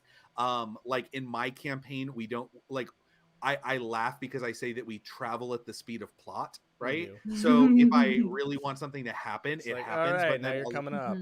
a lot of times like the party will just like want to fast forward to the city that they're going to, and I'll be, if I'm as the DM don't have anything special planned, I'm not like, yeah, that's fine, we can just say like a week passes or whatever. So I like to keep that type of, you know, rules in my game, but the hex scroll system makes it a lot easier and a lot better and a lot more thematic for actual travel purposes. But what does that have to do with this Demiverse? This Demiverse is all these hexes are weird AF. So all right, I'm gonna just read this because this is a weird project and it's really hard for me to like put into my own words, so I'm going to use theirs. Everything was going more or less as it had for millions of millennia when suddenly the unthinkable happened. The multiverse kind of exploded. The fractured realities were sent hurtling fifth dimensionally, sometimes combining and reforming in a dizzying number of ways. Once the dust settled, all that remained were demiplanes, strange fragments of reality from the largest of which are only a few thousand square miles, and the smallest of which is reported to be a 5-foot dungeon tile, if you can believe it. What? There's plenty to see and do on any one demiplane alone, and each would be completely isolated from the others if not for the interplanar gates scattered among them. Those foolhardy enough to travel widely through the Demiverse will find marvels and dangers in abundance, enough to rival your dreams and fuel your nightmares. One thing such intrepid people would never lack is adventure. So basically, this book is going to be anywhere between 20 and 200 pages because they're going to keep creating demiplanes based on how many basically how much funding they get. So the more funding they get, they're going like more. And they have all of these different artists lined up to create insane demiverses. All right. So each one is going to be gorgeously illustrated. All right. And they're hoping to have a tome of 50 demiplanes. Okay. Let's take a look at some of the ones that you're going to be looking at. Get deep into all of them, but the Grand Observatory, Blackwood, so a misty woodland, the Tangle, a winding mess of root and leaf, Safe Harbor. This is a community steeped in religious fervor. And then those are the ones that they're starting with. What are the other ones?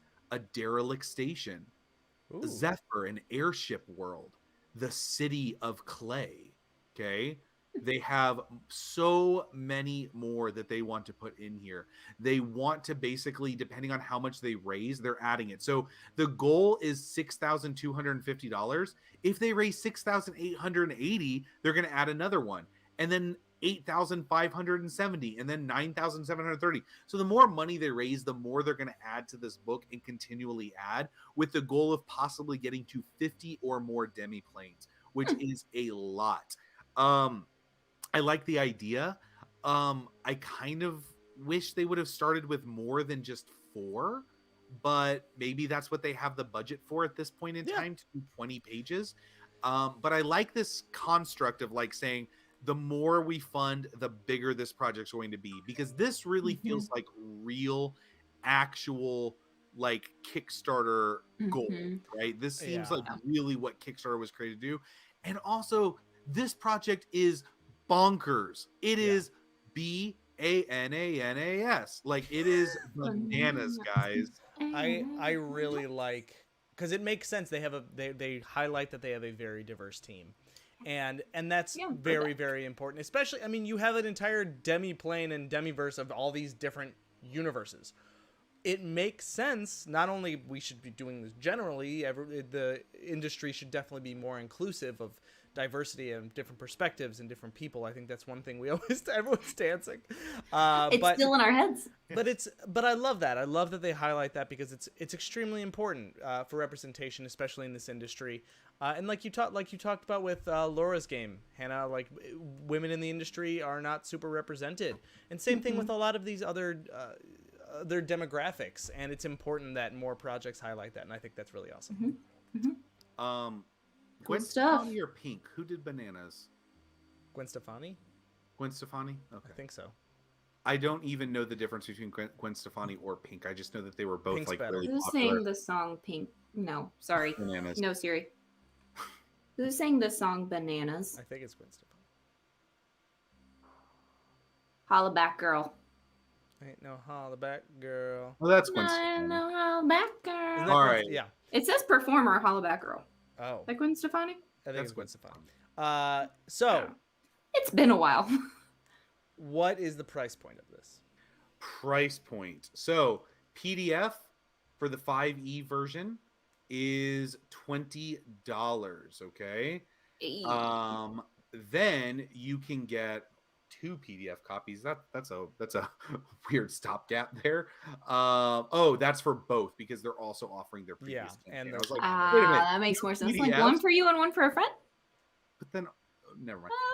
Makes sense. Print copy is $30. Okay. But also, I'm just gonna say that this is kind of for the PDF, and then you have to pay for it from drive-through review. So you'll get I was like, it's through RPG though. yeah. So we've Yeah. talked about this before. This is going to be printed by drive-through review, so you'll get like a discounted copy. So you will pay the difference from whatever you paid on the Kickstarter. You'll get a much cheaper copy of the game, but you'll probably have to end up spending $15 or so to actually get the book made and sent to you from drive-through review. Yeah. So that's how it kind of works for these projects. But yeah, I just wanted to talk about this project because it's bananas. It's crazy. It's unique, wild and weird and wacky in all of the best ways, and it's exactly what Kickstarter and Gwen Stefani want out of their RPGs. Gwenny wants you to buy this right now because it's So- bananas. It's bananas. If somebody All logs right. in right now, Okay. this would be a real weird moment. To just pop in and be like, I thought they were talking about D&D. Dance break, What's everybody. happening? This has been a weird episode. We're just in a mood. We're in a mood. I like so- it. I'm having It's a a lot mood. of fun. I mean, too. What are you gonna roll it, Joe? It's so much fun to yell at you. I've got to review it. I'm gonna give this a 15, and I'm gonna give it a +2 because it has really weird ideas. I love But in the a fun concept way. of just being like, Fun. you would go from like, you're like, okay, we're all done in the observatory, let's go through this portal, and it's just like I would just roll a die, and that would be the plane that they get transported to, and then it's just like, It'd be so hey, much fun. you're in a 5-foot dungeon tile. Like congratulations, right? I love Mhm, that idea. I love the concept. I don't know if it's something I would DM, but it would be something that would be a really fun concept for a player that is really up for something super experimental. I think it'd be really. Or I got it pinned. Go ahead. I was gonna say, this reminds me of kind of the What If series going on in Marvel right now. Yeah. And I think a what if sort of scenario, like say your campaign is like steeped in lore, right? They've been playing it for years. That might be really interesting to do something like a Demiverse where they're going through like, what if this character did this? What if your character decided to do this instead? that mean then it's kind of based on the actual characters, the actual players' decisions. It's like, well, this is what would have happened if you did this instead. And then you can, as DMs, you can take the storylines that you had planned. If maybe they took you on another track, you can do those. Hannah, what were you saying? I was going to say, how much fun would it be to have a magic item that randomly opened portals, and the portal took you to one of these hexes, just in whatever campaign that you're currently doing. Cool. And they can choose to walk through the portal or not when it appears, but they can't control when it appears. It's random, and then it's a random hex that takes them to a demiplane, and then they have to find the portal back out. To, like the DM will roll a die if it happens to appear at this moment. I love that. I love that. Yeah, it has like certain conditions, and then you roll a D100. I think that would be super fun and a way to incorporate that. If you're not into doing this for a full campaign, that's a perfect way to incorporate it in any campaign.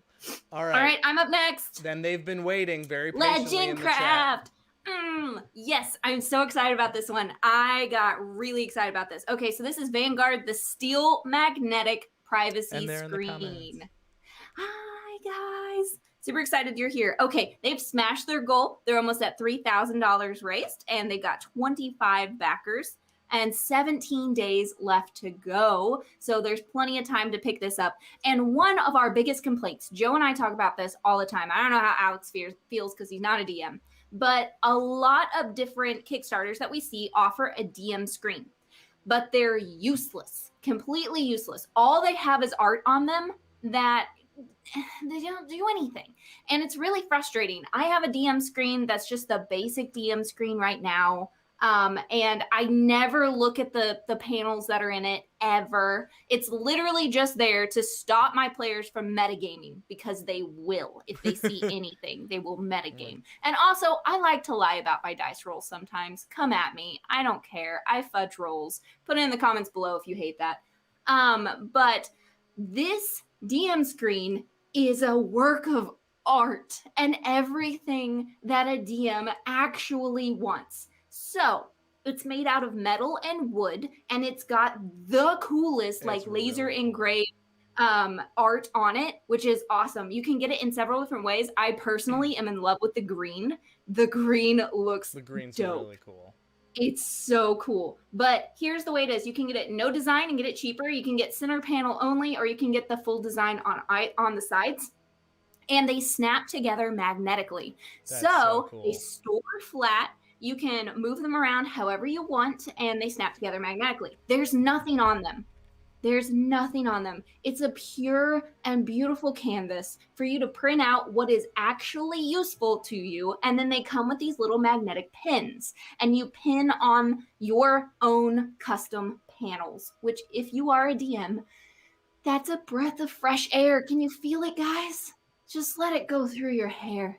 Just breath of fresh air. It's a beautiful thing. I can put my cards, my beautiful cards, I can pin them up all magnetically. On the other side of the DM screen, I can pin up things for my players if they wanted. They also have some really cool ideas that they're working on, like little shelves, little magnetic shelves that you can put on there to put your minis on until you're ready for it, so that you can utilize more space there.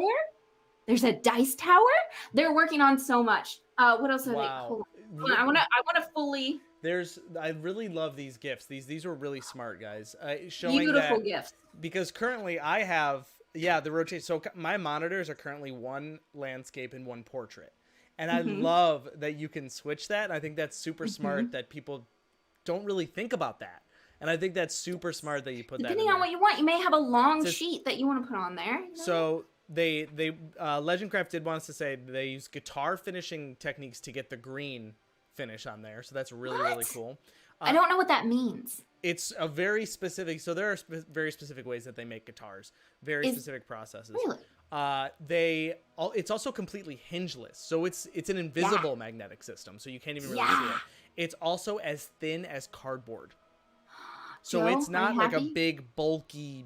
Oh, I know what Joe's thinking right now. Why didn't you guys just make it out of cardboard?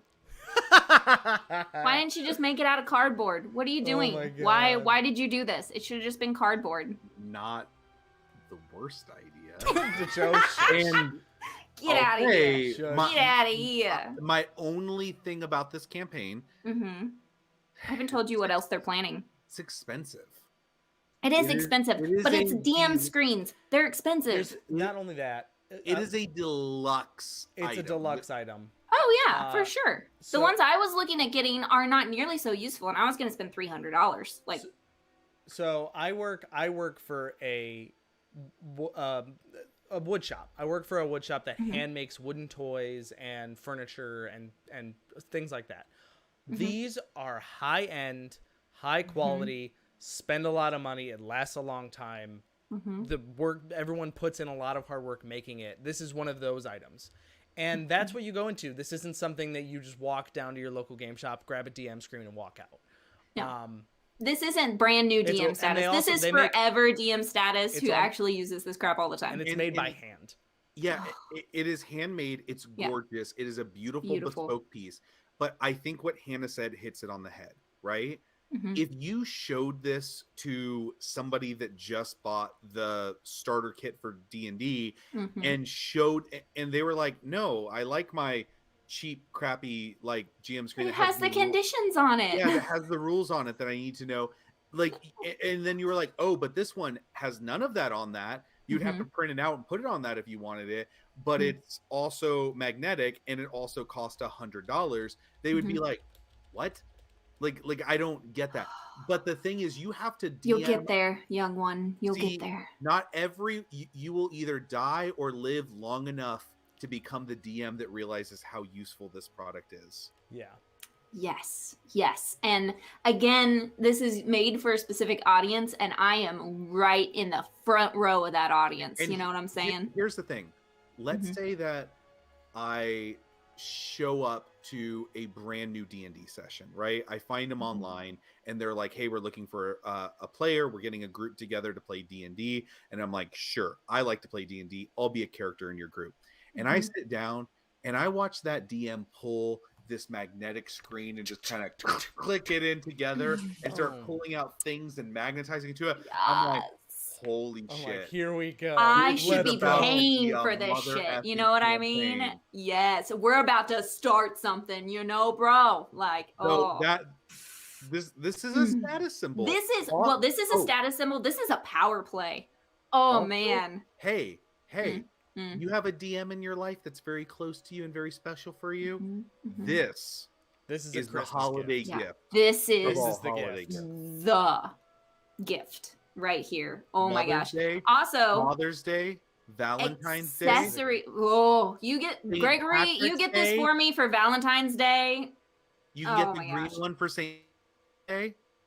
The green one for St. Pat. There you go. Have one for every mood, you know? Okay, so some of the accessories. Yeah. Some of the accessories, mini and dice shelf. They're working on that. Dry erase acrylic overlays. I like that a lot. I love that. Initiative tracker, super useful. Dice tower, carrying case. Not only do you pull out your magnetic DM screen, it comes with its own carrying case.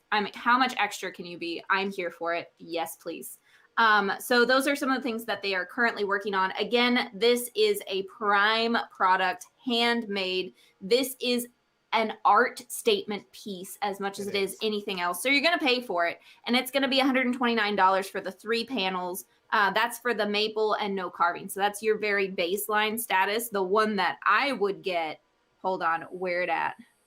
I want the green one and I want the center panel. I don't know where it's at now. So you would get the 3-panel screen, and then upgrade to the green add-on. I would probably do the Bloodwood. I like the Bloodwood a lot. You like that one's cool too. What would you do, Joe? I think I would just get the basic. The maple. Yeah, I think that's the one I like the most. It's very simple, minimalistic kind of feel to it. It's beautiful. Yeah, that's me. I love this, guys. I'm an extra. I'm extra. Yeah, I'm all extra. Oh my gosh. So LegendCraft, I'm in love with this. Y'all want to send me one? I'm not gonna refuse. We don't ask for things here, Hannah. I know, but I love it. I'm gonna buy it either way, so it doesn't matter. Let's be honest, I'm gonna buy it. It's so good. I love it. So what are you gonna roll it? I roll this one. I fangirl over it. It's super useful. It's an 18 for me. Straight up. I'm sorry, they They just What they posted, put? we can cover it in cardboard for Joe. I love you guys. That's funny. Oh my god. Oh, I love you guys. Love it, love it. So amazing work, you guys. You know you All love right, it. we are now coming up to the last project of the night, and it is time. I am the resident dice goblin here at Roll for Review. And for example, I recently went up to Pop-Up Gen Con at my local game store, and I want to show these off because they are gorgeous. Oh. But they are these gorgeous dice here that have their metal, and then they have this like gemstone sparkly purple green, and they're amazing. I love dice. So I always like to highlight some dice campaigns, and we can decide which ones we like. These ones we are going to be talking about today are... Pull it up. What? I gotta pull it up because we always pick them, and Yeah, I don't have it up. Okay, diffusion dice, classes and creatures, and your dice your way. So these are super, super awesome. It's like a character class dice. Essentially, they are character classes. You get them more customized to your character. And in the past, I usually kind of go for the ones that are like crazy designed, but I haven't done some that are more custom to the character. And that's why I really liked these. They're super bright, super fun, and they just have really, really interesting, unique looks. Also, on the 20, you can actually get the icon of what class you're buying these for. And these are super, super fun. So let's go through a couple of these here. They have a bunch of different ones. They have the initial funding goals, the Cleric's Divinity, Fighter's Resolve, Wizard's Arcana, Rogue's Cunning, and they have real highlighted photos of these. Photos are amazing, by the way. Yeah, beautiful. Love these setups, love these product shots. They're absolutely gorgeous. Can I add that the D4s aren't the pointy, Yes, destroy your I was foot in the gonna middle of say the that. night? Yeah, They're they're not- rounded. They're not Caltrips. Yeah, exactly. Oh, Love these that. hurt so bad. I love that. So, some of the stretch goals they've already unlocked. Genie's Wish, Sphinx's Riddle. Let's also point out, they used funny names. They used cool names. Yes, they thank used unique you. names. Last Thank time the you. project we reviewed did not. Hey, they told us they were going to let us name the next They batch, did, though. which is really cool. Bardic Inspiration, Warlock, and then those are the ones they've unlocked so far. Now they've raised about $26,000, so they're about to hit their next stretch goal, and they have 280 backers, so they are doing very well. Roll for Initiative is doing very, very well. Love it, love it, love it. Also, great name. Yeah, love it. Roll for Initiative, yeah. Mhm. So there are a couple ones that I want to go over some of these stretch goals because I really, really would like them to get unlocked. Warlock's Pact, super cool. Ranger's Mark, Monastic Discipline, Leviathan's Wake. They have some Sorcerer's Bloodline. All these really, really cool designs. Pretty cool. On more than just... Yeah, and the symbols are on more than just the D20. They have caltrips available, so customers can choose those. Different, too. And they're in the comments. So hello, Roll for Initiative. Hi. Wow, I think this is our record for the number of creators that have. Yeah, won. Yeah, it's it been is. It's super awesome. cool. Great. Love We it, are love it. being so here. famous. I know. Yeah, I love It's it. bananas. I absolutely love all of these dice. Let's pick what your favorites are. Ooh. Does it have to be unlocked or all of them? all It of can them. be any of them. All of them. All right. Werewolf's Bite. Kyron's Grace. So many, you guys. These are so cool. I know which one my favorite are. I know which one my favorite is. Gosh, how do you guys pick so fast? Because I I looked love at this them before the all. episode. I'm going last, 'Cause though. I That's chose it. fair. I'm All going right. last. All right. My favorite are the very first ones. Cleric's Divinity. Love it. Little glittery, purple and blue, but it also has like a lot of see-through. So I really like the color splashes in it. Also, one thing about this one, cool. I just wanted to highlight this on most of the dice. They're mostly clear acrylic with splashes of color in them. They're not just like a swirled color. So it's Right. it is a little bit pretty different cool. than what you're used to seeing. So I really do like it. So I would say Cleric's Divinity. Okay, Wizard's Arcana, maybe a close second. I have Fair. mine, and Okay. it's going to come of no surprise.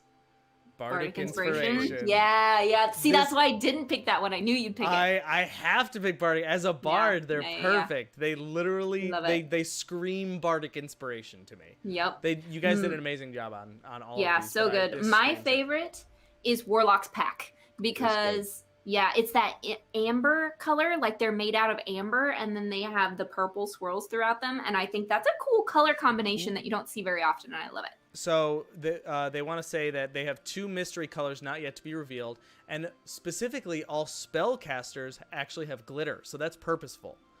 That's really smart. I love that tiny little detail. I love that detail. That's super smart.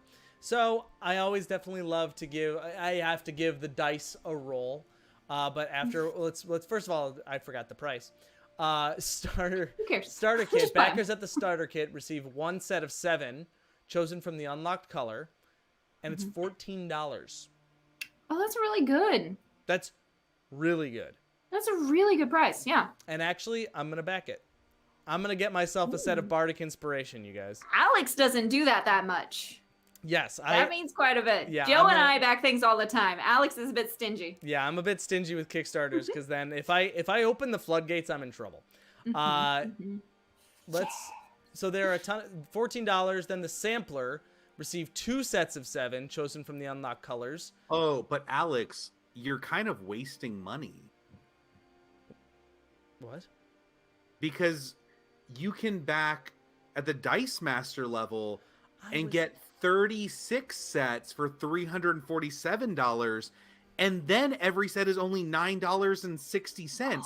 So technically, you're throwing $4.40 out the window. It's like lighting it on fire, Alex. It's true. Well, you could get that with like a bunch of your friends though, and have everybody give you $10 for whatever dice that they really like. That would be cool.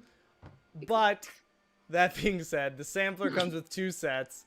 That's $27. The gamer one, backers receive 4 sets of 7 chosen from the unlocked. That's $52. That's great. I mean, that's a great deal. You get 4 sets. I mean, usually it's $52 for 1 set in a lot of these Kickstarters that we go over. So amazing price point. I think you guys did a great job.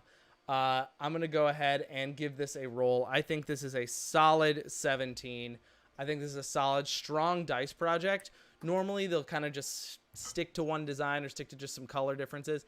I think this is great. It's super custom to the character. The fact that they have here's the thing. Custom symbols on each of the class races. Love that. Yes. Not just the same one repeated. Not just and the same one repeated. I'm going to throw this out there. If you are a DM, back this and get each of your players their individual class dice for Christmas. Oh, that would be so sweet. They would love that. That would be an amazing Christmas gift. And then they can buy you a magnetic wooden DM screen. Same. The sets of 15. Oh my gosh.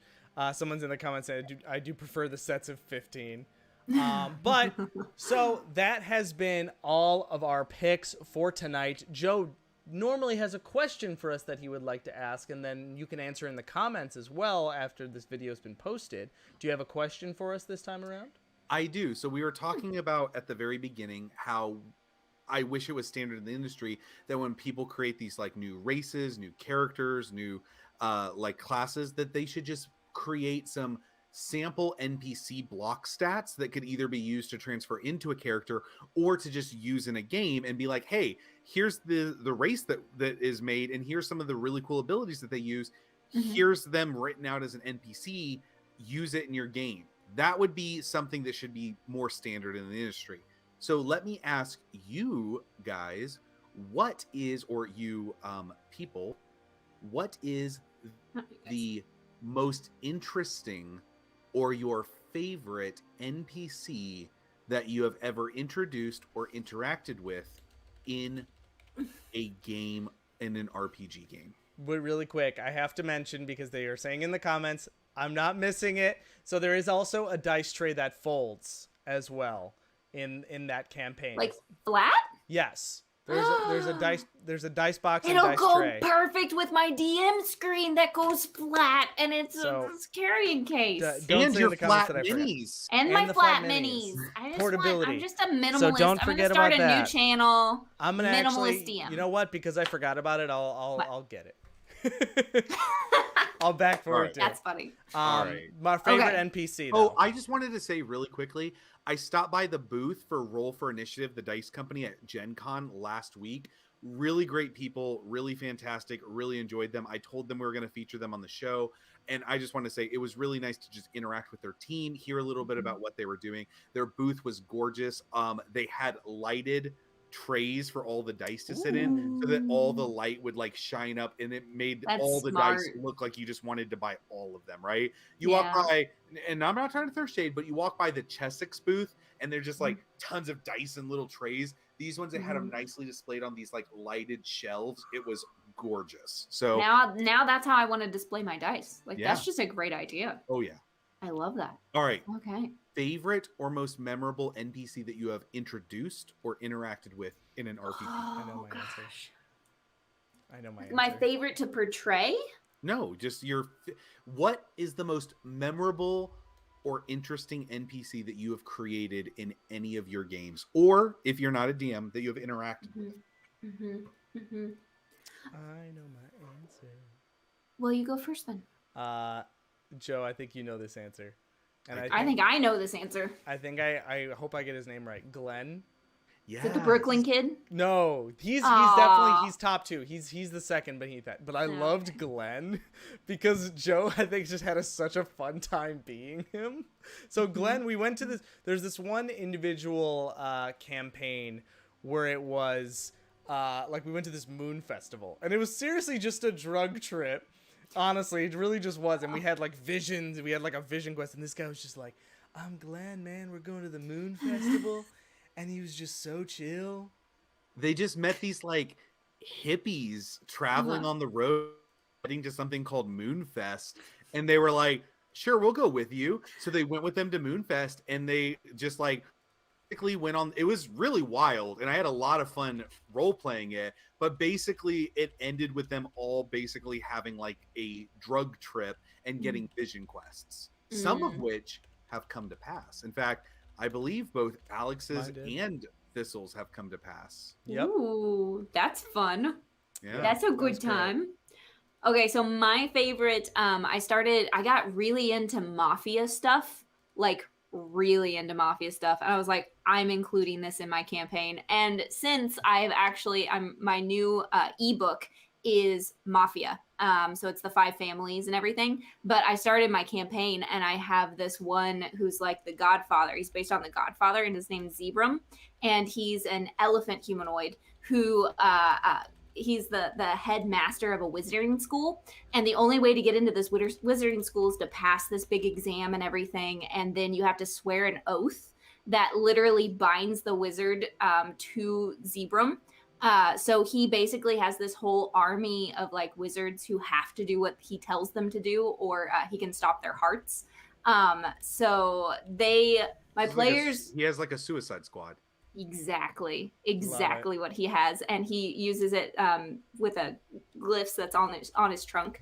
Anyway, so nobody knows that he's like in charge of this huge mafia thing, and so my players, one of them went through that academy and swore the oath, and so Zebram would have him do certain things every once in a while, and it became a big like side part of his background, and they had to interact with him several times, and he was very memorable. He was very memorable for my campaign, so he's going to be featured in my ebook that's coming out soon. Oh my gosh. And there are It's some pretty cool. great ones in the comments that we'll highlight in there. A fat tabaxi, running a boat. Hearing a lady would just yell at people, "What you say? What you say?" Some old lady. There are a lot of great comments here. But feel free to answer that. If you Do missed, I not get to? I thought you already Joe said gets yours. to answer. I thought you already said yours. No, I didn't say Sorry, mine. I was busy backing. I've created a lot of fun ones. I created a really creepy hobgoblin that ran a child trafficking Nope. ring. That was a I lot Were of you talking fun. about that? And we murdered him. But Mm, my that's weird. favorite NPC that I've created so far, which we've got one that's really good right now that I'm having a lot of fun with. God, But wormhole. yeah, Alex hates this NPC. Wormhole. His name's Wormhole. He's a goblin, and he joined the cult that our warlock is a part of. So now he's like like calls her queen and everything, and Alex just hates I it. don't want to kill. Aw. But I think my favorite NPC, and he showed up a couple of times in our campaign, Oh my god! is this really just insane halfling that had like a cloak of invisibility, and like he is legitimately just like bizarre out of his mind. Like he This is kills psycho. people and doesn't even think like realize what He's just he's crazy. doing, and he like forgets it. And like on the very first like game we ever played, they were on a boat and there was this like ghost that was killing people and turned out to be this like halfling, and like he was just insane, and they're like, we can't get any information out of this guy, he's just crazy, right? He's been stowed away on the ship for God knows how long. But then they like met him like 6 sessions later, and he was in the city prison because of course the captain gave him to the city guard when they showed up, and he was in the prison and he was just like, hey guys, what's up? He was just chilling. We were like best friends apparently. And he was just like, yeah, this is where I live now. It's great. This And is like, where I live now. yeah, like he didn't even know he was in prison. He was like, oh yeah, that's my friend, pointing to the jailer and stuff like that. Like, what the? But my favorite thing is every time anything, his name was Fleetus McAnany, right? And anytime anything like weird happens in our campaign, they're always like, it's that fucking halfling again. It's Fleetus McAnany. Yeah. Fleetus. They're like, I'm waiting for him to Fight show up. us. I'm waiting They're for so him to show up again. paranoid that he's gonna show back up that it makes me laugh at the DM every time. They all got attacked by like monsters in their own room, and I remember like last session, one of them was like, "I bet it's that halfling again." That's that happening again. That's fantastic. Fleetus So- McAnany. Oh my gosh. All right. Sorry that you got your answer. Sorry about that. But thank you to all who joined tonight. We really, really appreciate it. So if you missed any of the episode, this will be uploaded first thing tomorrow. It's going to essentially just go through the review process on YouTube, and it'll be up. Please like, comment, share, click the notification bell so you know when we do go live. Follow us on Facebook because we are starting to post a lot more when we actually do go live ahead of time. And thank you so much. This has been Roll for Review, and we'll see you next time. Bye. Bye, everyone.